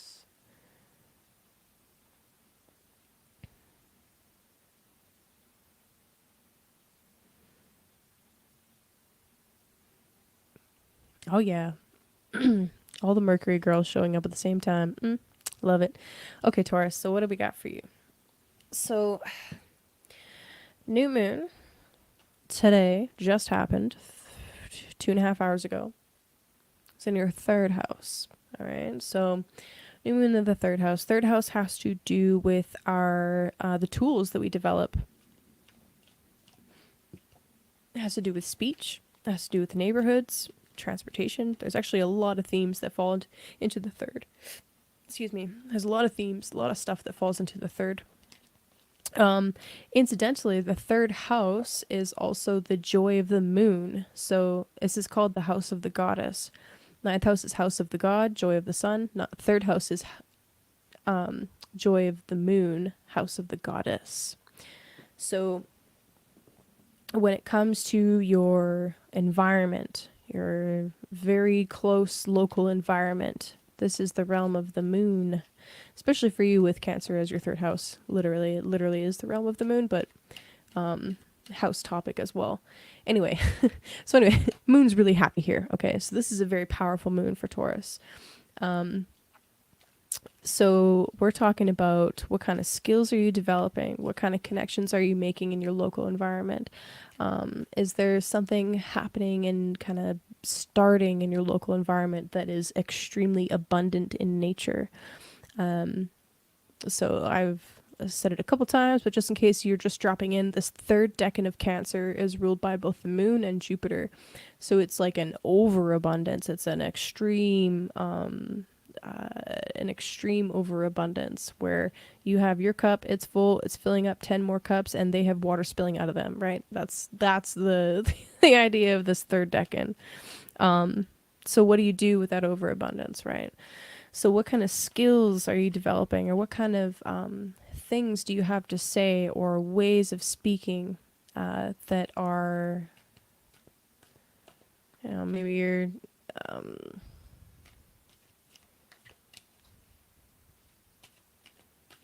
new moon, maybe you are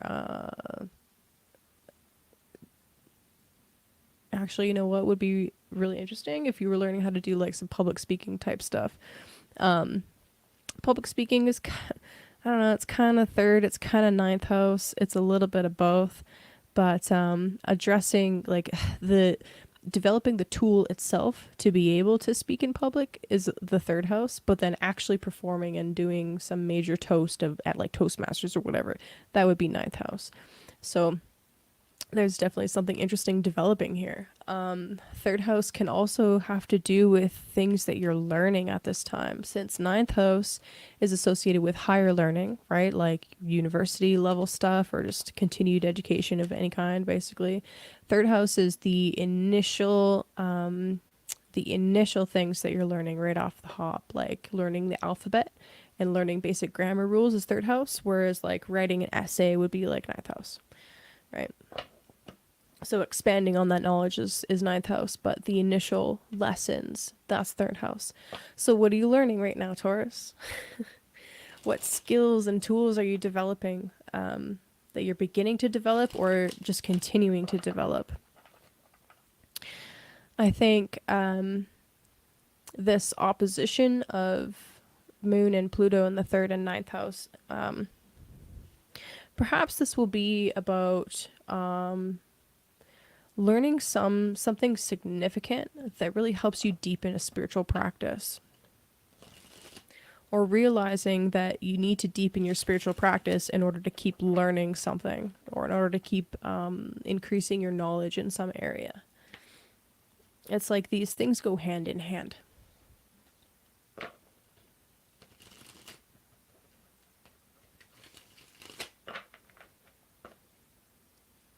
Also, congratulations, you survived having the nodes move through your first and seventh houses.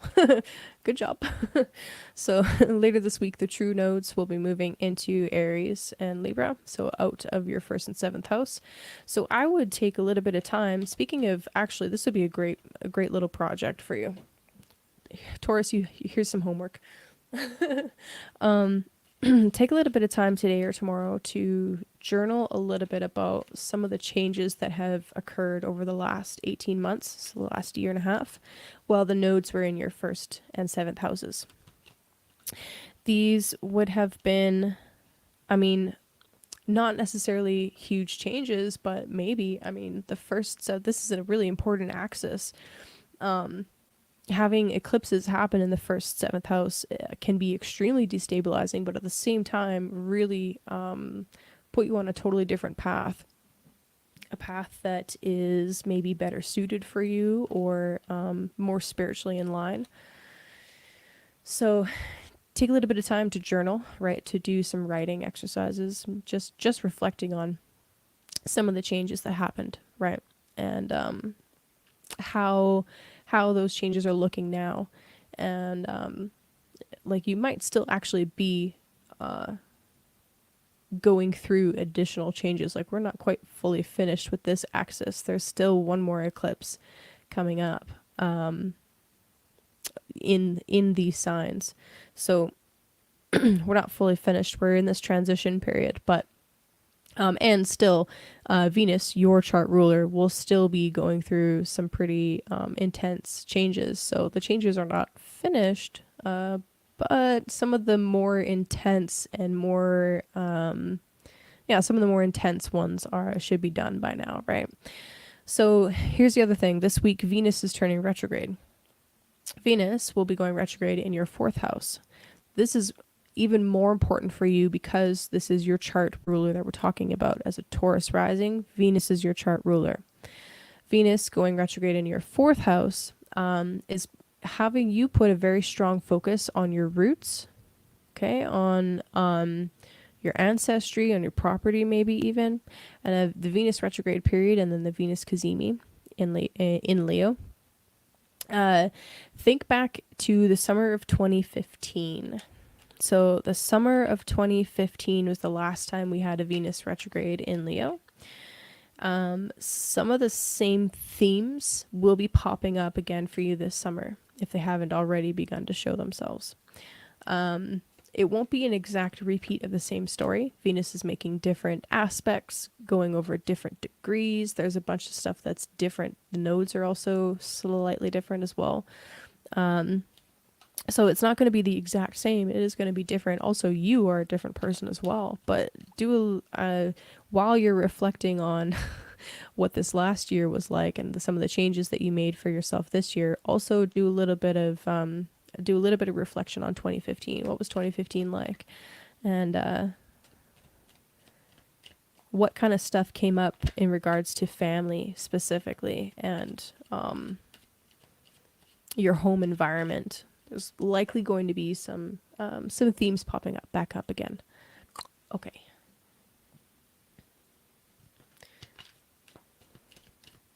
Dude, fair enough. Fair enough.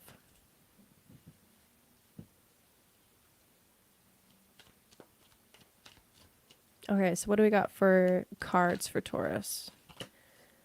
Four of Wands. Speaking of the home, wow, that's wild. One more. I need some clarity. So the Four of Wands is it's talking about harmonizing. The fours are generally seen as fairly stable. It is about well, the Four of Wands specifically is about two individual entities, or not necessarily two different people, but for the sake of the metaphor, it's two different people coming together that are solid individuals on their own, but now you have to go through the process of harmonizing the blending of these two things. I like that, considering the Venus is retrograding through your fourth house. It's kind of like you are going through it's like the process of cleaning out things from the basement almost, and beautifying the rest of the house at the same time. I wouldn't be surprised if you ended up like literally painting a room while Venus was retrograde in your fourth house, or something like that. But at the same time, like, keep in mind that this is more than just it'll express itself most likely in more than one way. You'll see it on the surface as like literally beautifying the home, Four of Wands.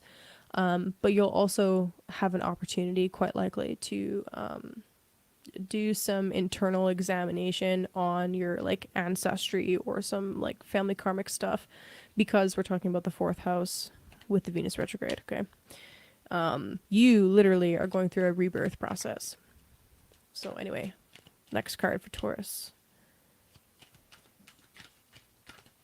Wow, that was a lot.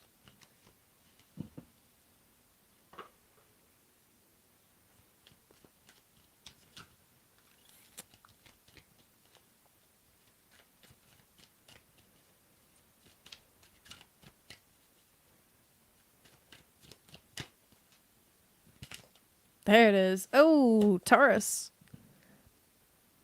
The Hierophant card.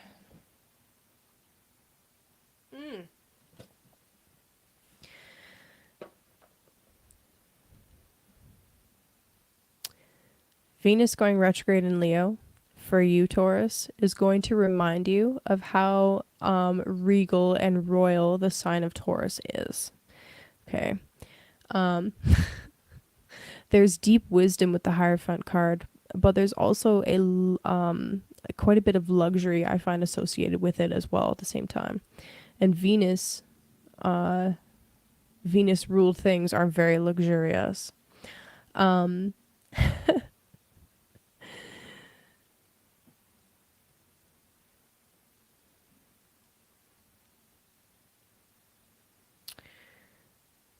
What else do I want to say about this? I don't know. There's a deeply embodied wisdom I find with the Hierophant card, and that archetype, where you know some divine secrets, but you don't just say it to people. You don't just tell them. You have to kind of show them or model it for them. You realize for them to actually truly understand it and learn it, they have to experience it themselves. This is very much the Hierophant for me.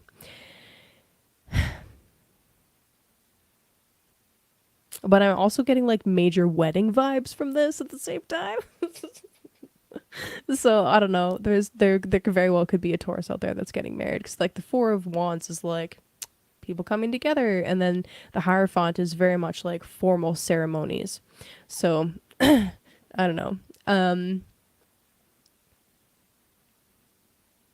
Yeah, I mean, I could see that with the astrology too. I could see that definitely. It's like assessing who is going to be in your household and whether you want them to be a part of your household and totally rearranging the household in order for that to work. Um, and that could be like, you could be adopting a pet, like that. It doesn't have to actually be marriage, but there is the sense of celebration and ceremony and beauty and luxury and like a lot of really beautiful words associated with these two cards that are coming out right now. So I don't know. I feel like this is a really nice week for you, honestly.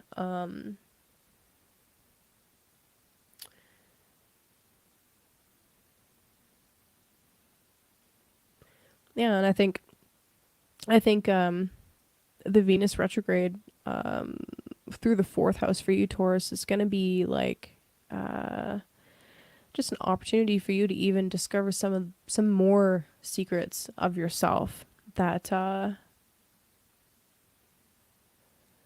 it's necessary. So the fourth house is things that we are aware of that we don't want to talk about that we bury intentionally. Okay, the eighth house, we don't necessarily know about those, but they happen and they're unexpected and they're not fun to deal with.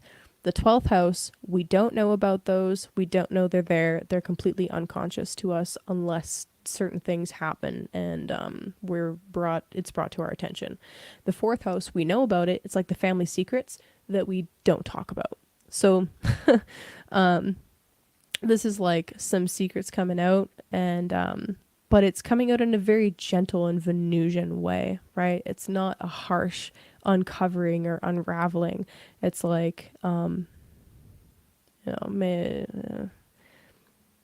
it's not an unpleasant experience with these cards coming out anyway. It seems a lot more gentle, a lot more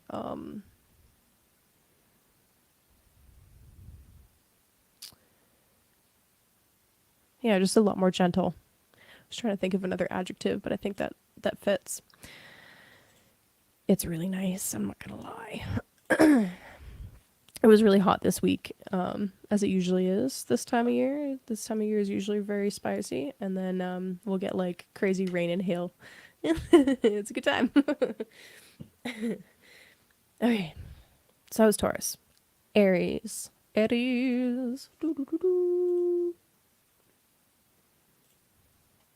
We did it. We did it. We did it without the internet cutting out once. That was amazing. You guys, I'm stoked. Good job, everybody. Okay. So for Aries rising especially, this new moon is happening in your fourth house. So fourth house deals with family and home. It deals with our hidden desires. It deals with our family, our ancestry, ancestral karma, moms and dads. There's a lot of shit in the fourth house, but you can sum it up as property and family, basically, your private life. So new moon in the fourth house, we are talking about well, for some of you, this could be. Oh, by the way, in this particular decan, this third section of Cancer is ruled by Moon and Jupiter, and it is about overabundance. It is like my cup is filleth and it overfloweth. I'm sorry, that was terrible. I apologize, but anyway. So when it comes to your family, when it comes to your property, where you live right now, there's something here about beginning a cycle that is like overflowing with joy and fertility and just this sense of wow, just this sense of I don't know, overflowing joy, right? With the addition of something, like adding something. Um, yeah, I'm gonna leave it there. Yeah. Um, yeah.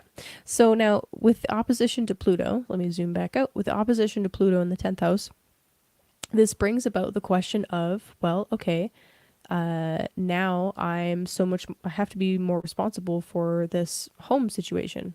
Now I got to make sure that I'm taking responsibility for myself and how I show up in the world, because it now matters a lot more than it did before with whatever new thing you're adding to your family with down here. Um, word. um, there might even be the need to sacrifice certain responsibilities in one area in order to take them on in another area. You know what I mean? So there's definitely some interesting shifts going on with your 4th and 10th house, Aries. I kind of like it. Venus in the 5th turning retrograde. Yeah, let's go there first. Venus in the 5th turning retrograde. First of all, Venus, the 5th house is Venus's favorite house. It is the joy of Venus. It is her favorite place to be. It is a wonderful spot for Venus to be. Her turning retrograde and going through this 5th house is going to have you questioning what it means to, well, there's a number of different topics that you're going to be looking at and kind of thinking about. How about children? How about fertility? What kind of creative projects do you have going on that are going to have you reassessing some of your own values even? Since Venus rules the 2nd house, how are you going to provide for whatever this creative project is that's brewing right now? So some really interesting stuff with the Venus retrograde. Now, the last time Venus was retrograde was retrograde in Leo was 2015. So the summer of 2015, there's likely going to be at least one theme that pops up that is similar, right? There's going to be similar theme popping up that's kind of an echo of 2015. It's not going to be the exact same. It will be different. But just keep your eyes peeled and kind of, you could do a little bit of a journal exercise contemplating that if you'd like. Now, Aries. The nodes are moving into your 1st and 7th house. You're about to go through a 1.5 year period of a little bit of destabilization, but also just a change, right? Big changes. You're going to quite likely be a lot more motivated to, what's the way I want to put this? Go your own way, take care of yourself, do your own thing, right? And that is certainly not a bad thing, right? Especially if for whatever reason that's something you struggle with. And yes, Aries could struggle with taking care of themselves first, depending on where their Mars is placed and aspects to that Mars and where their Sun is placed, right? Okay, so anyway, this is going to encourage you to really assess your own needs and take care of your needs first. And I think that that is not a bad thing to do at all. Now, just be mindful of Rahu's obsessive and insatiable energy, right? Don't forget about the other in the picture, right? So you're about to go through a really interesting period, potential destabilization, but at the end of this period, you're going to be a totally new person, right? And you'll still be you. You'll still be Aries. You'll still be very Martian. But perhaps with some spiritual evolution with you and your partner could happen, right? Your partner could actually end up with K2 going through the 7th house. Your partner could actually end up going through a very spiritual time. And yeah, that's, it's something to just keep in mind. That there's lots of changes that are about to go down for you. Have fun.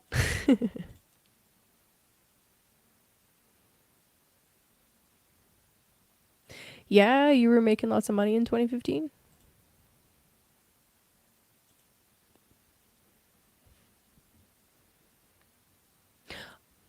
I was too, actually, now that I think of it. But that's not the theme that I'm personally expecting to come back up. But for Aries rising, it's like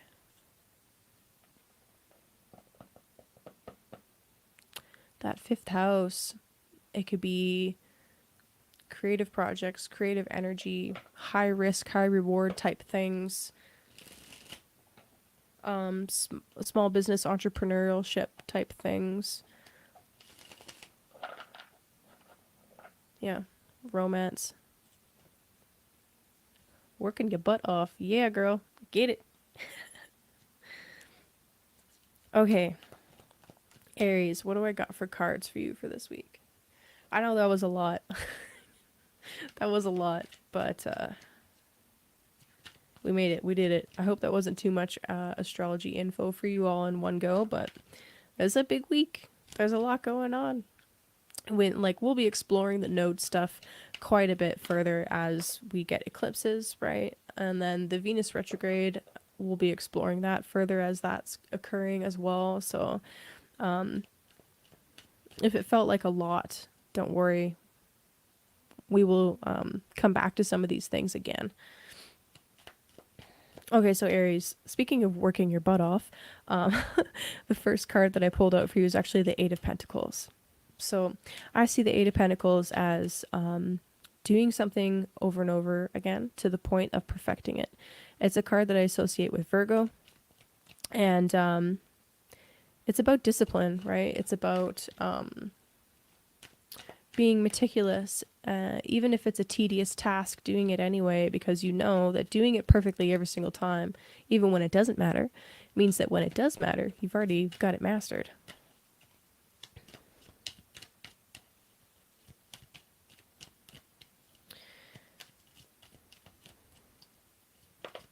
There it is. And the Magician. Okay, so some cards that we saw a lot this stream. The Nine of Pentacles. Saw that a number of times. And the Magician. We saw the Magician quite a bit too. There were a couple of times where I saw it at the bottom of the deck, and I didn't tell you guys about it. I kept it to myself. Okay. So the Eight of Pentacles and the Magician. Okay, Aries, I like this. So actually that's perfect. Mars is in Virgo right now. Wow. All right. So right now as we speak, you actually are learning how to use the tools of Mercury. Let me bring up the chart so that makes sense to the people that don't speak astrology. I'm so sorry.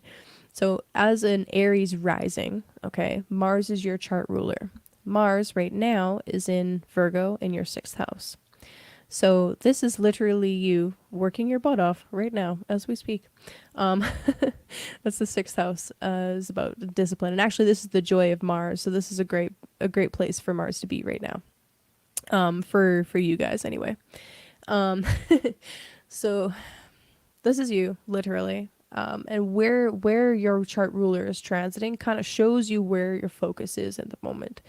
It gives you an overarching theme of something that you're quite likely working on right now. So Eight of Pentacles, very appropriate. Literally very appropriate. I love that. Oh, hey, what's up, Kalina? Hey, girl, hey.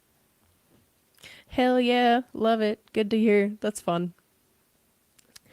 Nice. Okay, so anyway, Eight of Pentacles and the Magician card.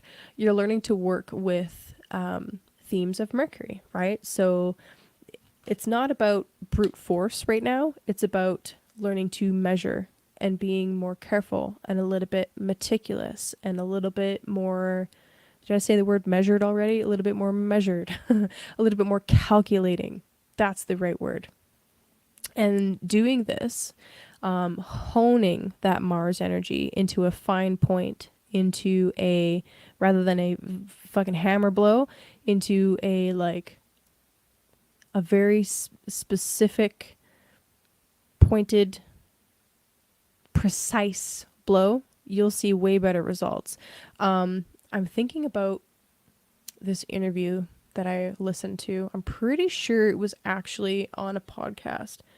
I'm about 99% certain it was actually Rising from the Ashes podcast. They interviewed this gentleman that was like a sound technician, and he did some work at the at Stonehenge. He was working with megaliths, did some sound work specifically at Stonehenge. And he was talking about how one of the theories that they have for cutting the stone, where instead of cutting it, if they take a sharp instrument and a hammer and they hit it at the exact right point, it would split on its own. I could be totally misremembering this, but that's the kind of shit I'm talking about. Okay, you can smash and chip and saw and be really rough with something, or you can take a fraction of the effort with a little bit more knowledge and a little bit more precision and get the same result, but in actually a better result. So that's what I'm saying to you, Aries. That's what you need to do right now. It's about being precise, okay, with whatever it is that you're planning or doing or trying to, the future you're trying to bring about for yourself right now. It's about planning and being a little bit more meticulous rather than rushing into it in your usual fashion, granted, but it's about developing refinement, okay? That's what I'm trying to say. You're developing refinement this week. And I think also that with that Eight of Pentacles coming out, just keep working, and any of the fears that you've got coming up around, like fears or anxiety that you've got coming up around not being able to or not having enough, I think that those are not unfounded. They're not unfounded, but they're not necessarily very helpful. So just keep working, but also trust that it will work out. Yeah, that's what I got to say to you, Aries. There you go. Okay. Come on. All right, let me check my email.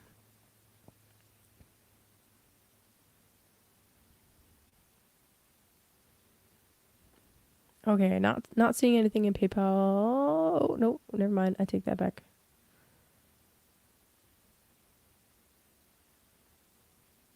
Oh, Jared. Jared, you're the shit. Okay, I gotta pull a card for Jared. All right, so I'm gonna pull a card for Jared.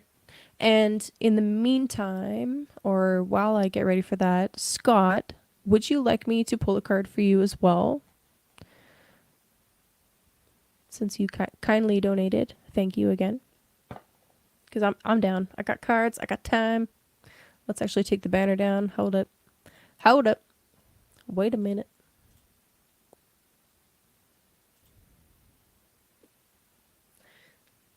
Okay. So Jared asks, won't be live to hear it, but I love a card to help focus on my new moon intention. Okay, heck yes. We can do that. I got you, bro. Haven't seen you in a little while, Jared. I miss you. I miss you.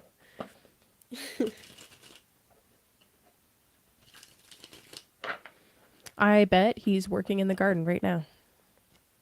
Or the greenhouse. Maybe both.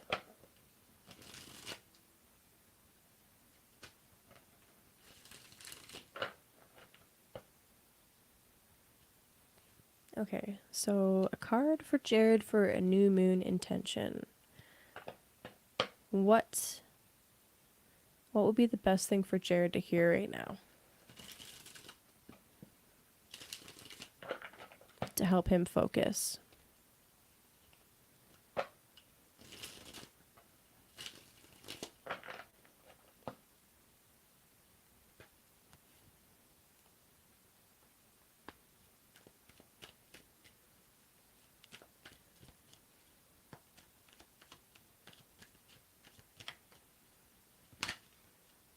Ooh, that's a lot.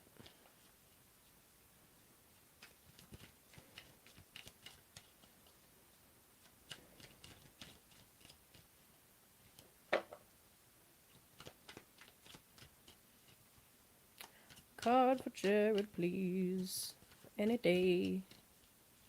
Oh, there it is. Boom. Yes, ma'am. Okay. Four of Pentacles. Okay, Jared. The Four of Pentacles, to me, is about your investments and how stable you feel physically. So,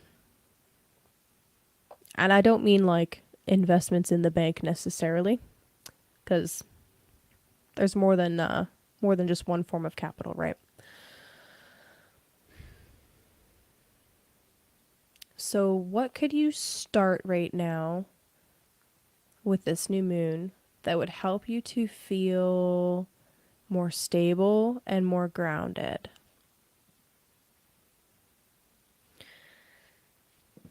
What kind of things do you need to be investing into?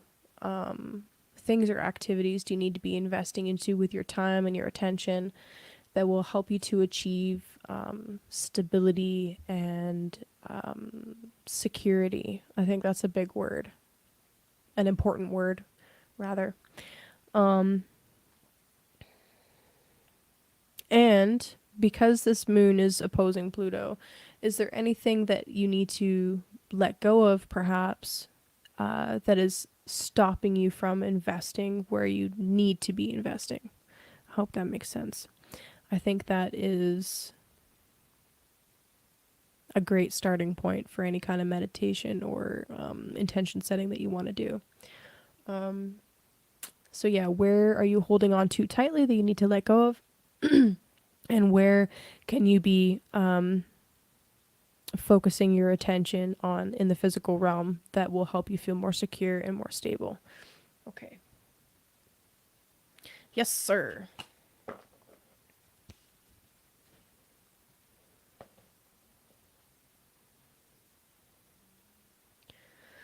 Excuse me. Hold up. Water break.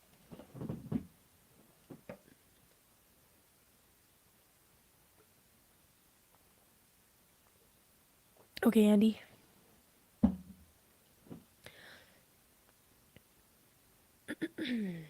Andrea.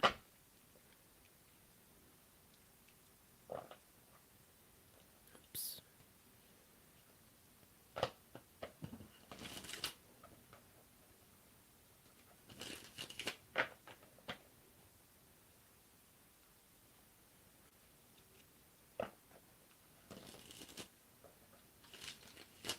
Nice. For all my tarot readers out there, if you've ever shuffled a deck and it's been like just the best shuffle ever, I don't know why it's so satisfying. Ugh. There's something about there's something about just getting it perfect. Just feels so nice. And I remember like really struggling with like doing a nice shuffle and getting the bridge to work really nicely. It was such a struggle at first. But after a long time of practice, Virgo cards everywhere, after a lot of practice, now it's just so satisfying to get it perfect. I don't know. It's soothing. It's like a self-soothing thing for me now.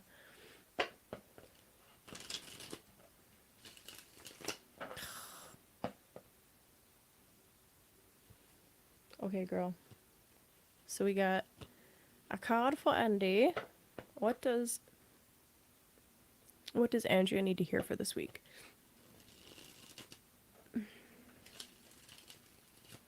Would you like a motivational message? A message for an intention message? Like something that you want to set an intention around? What would you like? Something to like predict the week? Like what's going to happen this week? All of the love. Thanks, girl. Oh. So yeah, motivational message, predictive message, or all of the above. Whatever feels right. Fuck, damn it, girl. That doesn't help. Okay. Okay, so what does Andrea need to hear right now? Andy. Ooh. Oh, now the sun's coming out. Seriously. Okay, it was a little bit more than 5 minutes till the weather changed, but it did change. Ooh, Nine of Cups. Okay. So you got the Nine of Cups, my dear. And actually, I took a sneak peek underneath the deck, and the Ace of Cups is under the deck, so that's kind of cool. All right, so Andy, Nine of Cups.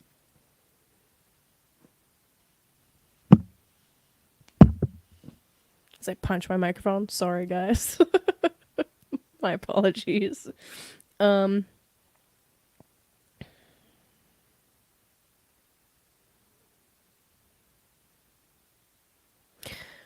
where are you closed off right now? Emotionally.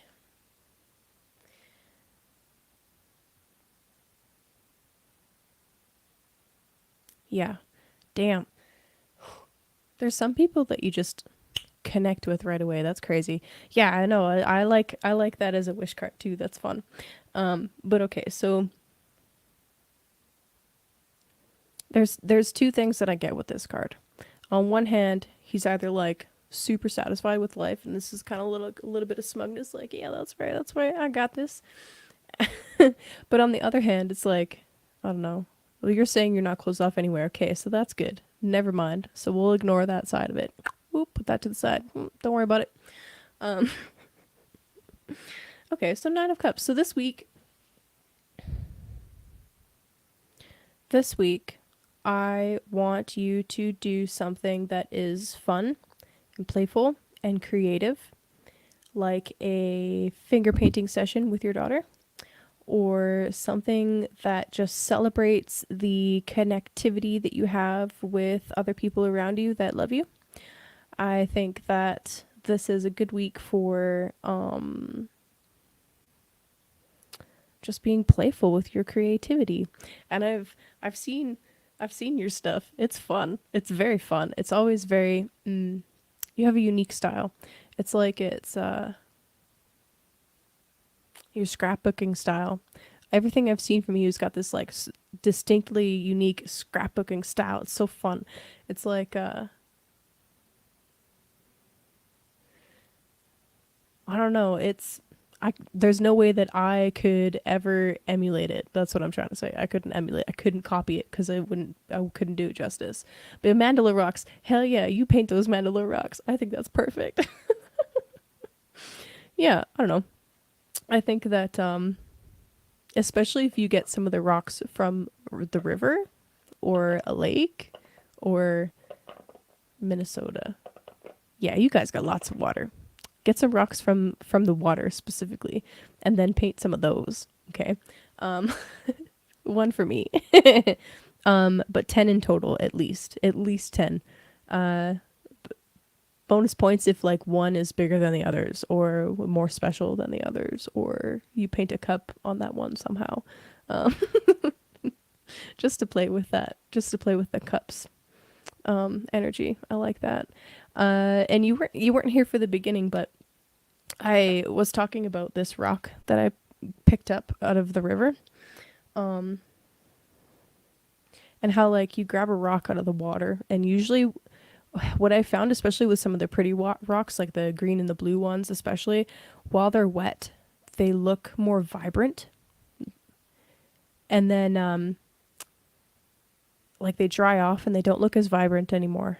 And I was just reflecting on how the water and the earth works so well together. Like they have to go together. They just work so much better together. And I gave a bunch of different examples for why that logically makes sense. But anyway, yeah, I think that would be a really fun little ceremony for you and your little girl. Grab some river rocks and paint them, and then if one is a little bit bigger than the other ones, then that could be a fun way to play with the numerology that you just got. So yeah, have fun with that. Oh, I love that. Yeah, dude. Nine of Cups, celebrate life this week. That's what you gotta do. Heck yes. Okay. All right. And if there is anybody else, I'm still chilling. Still got a few more minutes. before I gotta go. Mhm. Damn, 4 hours. Hey, we rocked it. You know what? You guys are the best. Yeah, no, thank you. I appreciate your support. You guys are the best.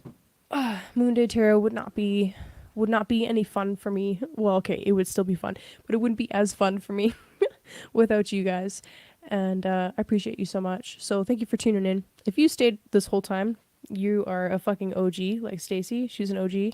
But it's totally cool if you pop in and pop out and do what you got to do. Um, yeah, send this out to somebody that you love that you think would get some value from the video. It's way more fun with the fam, right? That's the water I was just talking about, right? It's way more fun when you're connected with other people. It's like, what is the point otherwise, honestly? Um, and yeah, I think that's it. For Leo season, so once Leo season begins, the 22nd, same day that Venus is turning retrograde, I'm going to be doing a sale for natal chart readings. I'm going to do 20% off for natal chart reading. So if you have never had your chart read, that would be the time to book. So once that starts, I will let you guys know what the discount code is, just kind of dropping that seed now. And yeah, I think that's everything. Oh, no, I got another card to do. Hold up. Hold up. Wait a minute. Saya. Saya COLC. Yeah, I'll pull a card for you. Definitely. Okay, I'm gonna do that. We're not done yet. We're not done yet. But wait, there's more.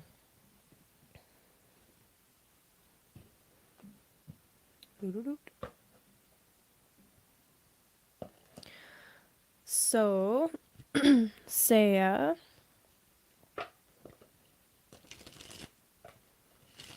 Would you like a card for general motivation?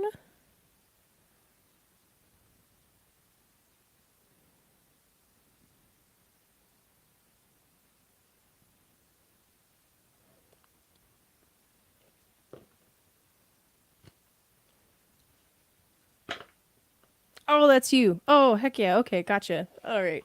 I gotcha. I just got your email as well. Okay, that I got it. Okay. All right. So, relating to the intention of outgrowing old negative self-image patterns that never seem to fucking die. I edited. He didn't swear in there, but yeah. Okay.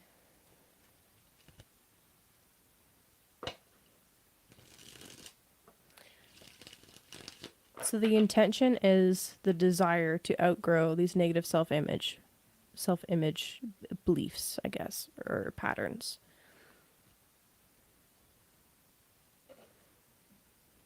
And they never seem to die completely. Yeah, fair enough, dude. Um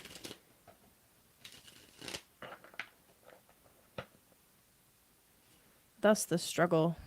That is the struggle. Okay. Serious mode. What do I got for you? I feel like I feel like you would appreciate my hermetic deck more, but it's on the other side of the room. So I'm gonna stick with the light fluffy golden one if you don't mind. But yeah. Okay. So, a card for Scott about releasing old patterns.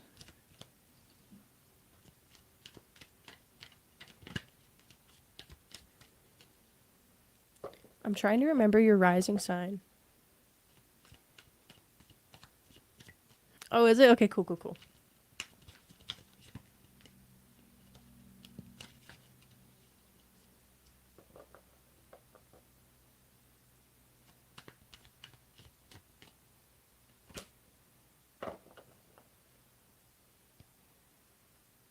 Ooh. All right. I cheated and it was Leo rising. Oh, dude, yes. Okay, so some personal homework for you. Some homework for you personally. Okay. I want you to look back every 8 years. So summer of 2015,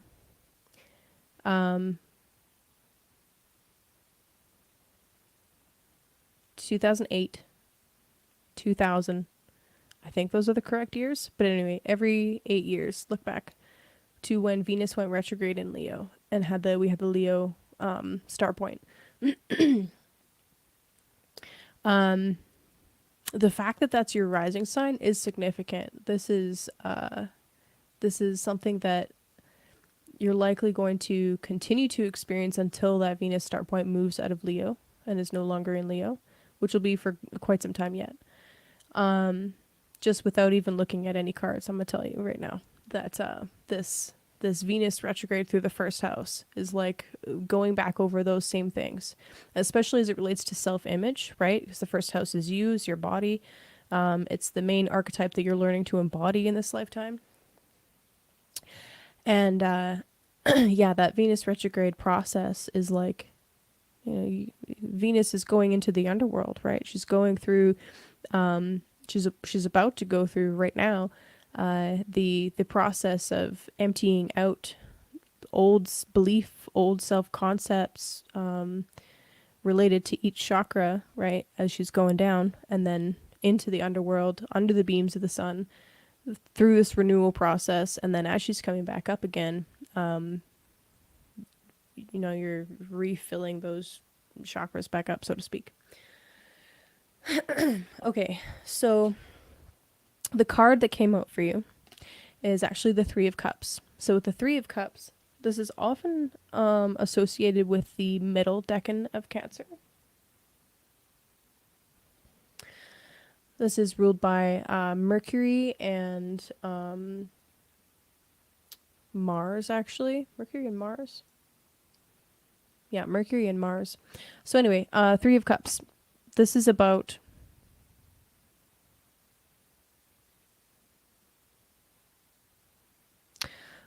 Let me pull up my notes about this decan, actually. Because I have some ideas. Okay. So let me read you a little bit from my notes from Austin Coppock, okay? So I feel like this applies. So first of all, this particular decan holds the degree of Jupiter's exaltation, which is about jubilance, right? So in this middle decan of Cancer, it is actually about creating the safe space where the people or the things are actually protected inside of that safe space. So Jupiter is exalted in this place because when you have a walled garden or a greenhouse, like a hothouse greenhouse, you can create something or grow something there that you would not be able to in the normal environment, right? You can grow tropical stuff that normally wouldn't survive in your zone or whatever. Wild and precious and rare cultivation opportunities arise when you have the proper protection in place, the proper boundaries in place, right? When you have that safety established, you can relax, you can be vulnerable, right? So this particular card is it's really, the card itself is showing what happens when you do have those conditions in place, right? When you and actually it's wine that they're drinking, so it's like there's a little bit of drunk talk happening in this card, right? Like they're a little giddy, they're a little extra, you know. But they only can be that way because there's safety there. If there was no safety there, they couldn't let loose in that way, right? So when it comes to how this relates to particularly your own self-image and trying to release old patterns and stuff that keep you in negative cycles and thinking negatively about yourself, I guess my biggest question would be is like, do you have any place where you can totally feel vulnerable, where you feel like you are actually protected. And can you create a place like that for yourself? Underneath the deck is actually the World card. So boundaries is a huge part of this, right? Because the World card is Saturn, right? It's the card associated with Saturn. Um, so yeah, this is an important theme. Um, so yeah, the Mars part of this decan is the protection that you would need and what you might need to be protected from, right? So regardless of what happened in childhood, in earlier stages of your life, whether you weren't protected or whatever the heck happened, now it's your job to protect yourself in whatever way that didn't happen before, right? So when it comes to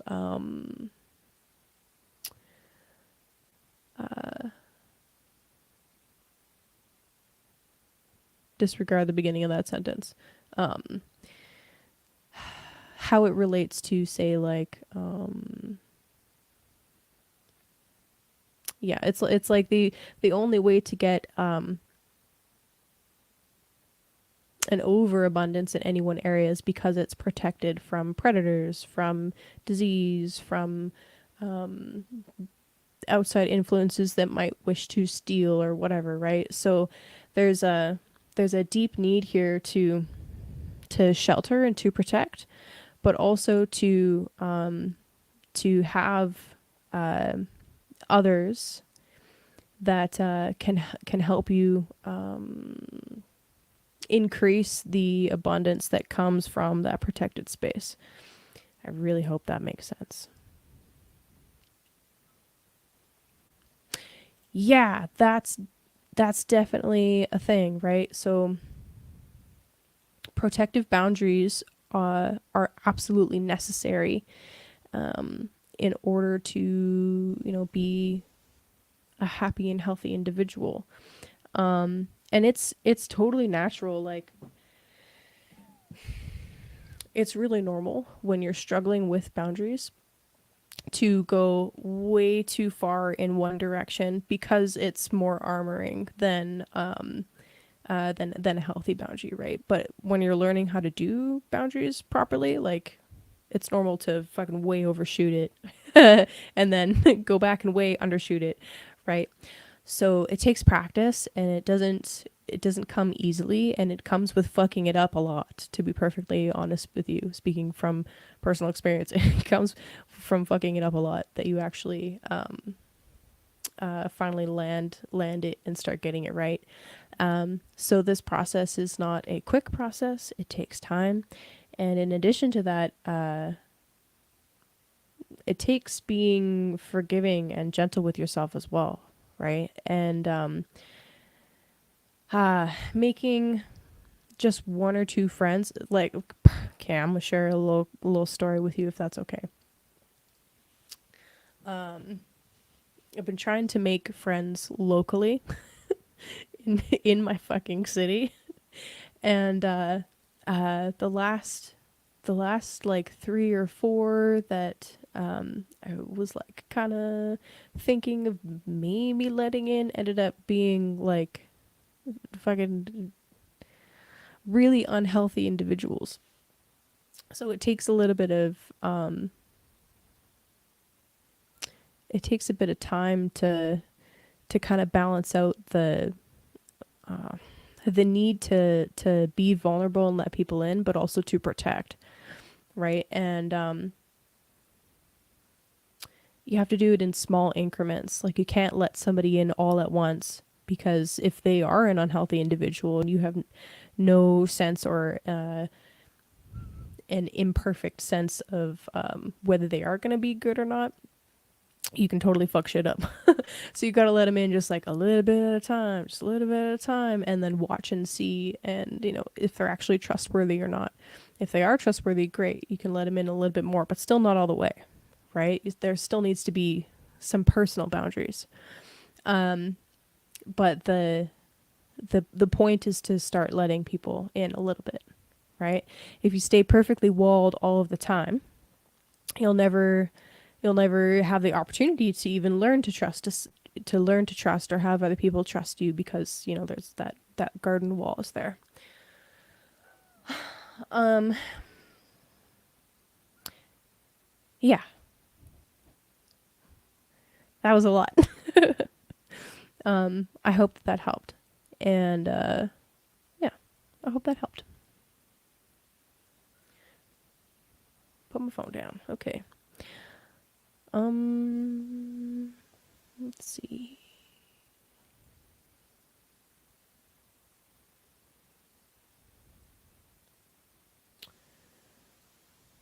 Cool. Okay. Yeah, you're welcome. Take baby steps, right?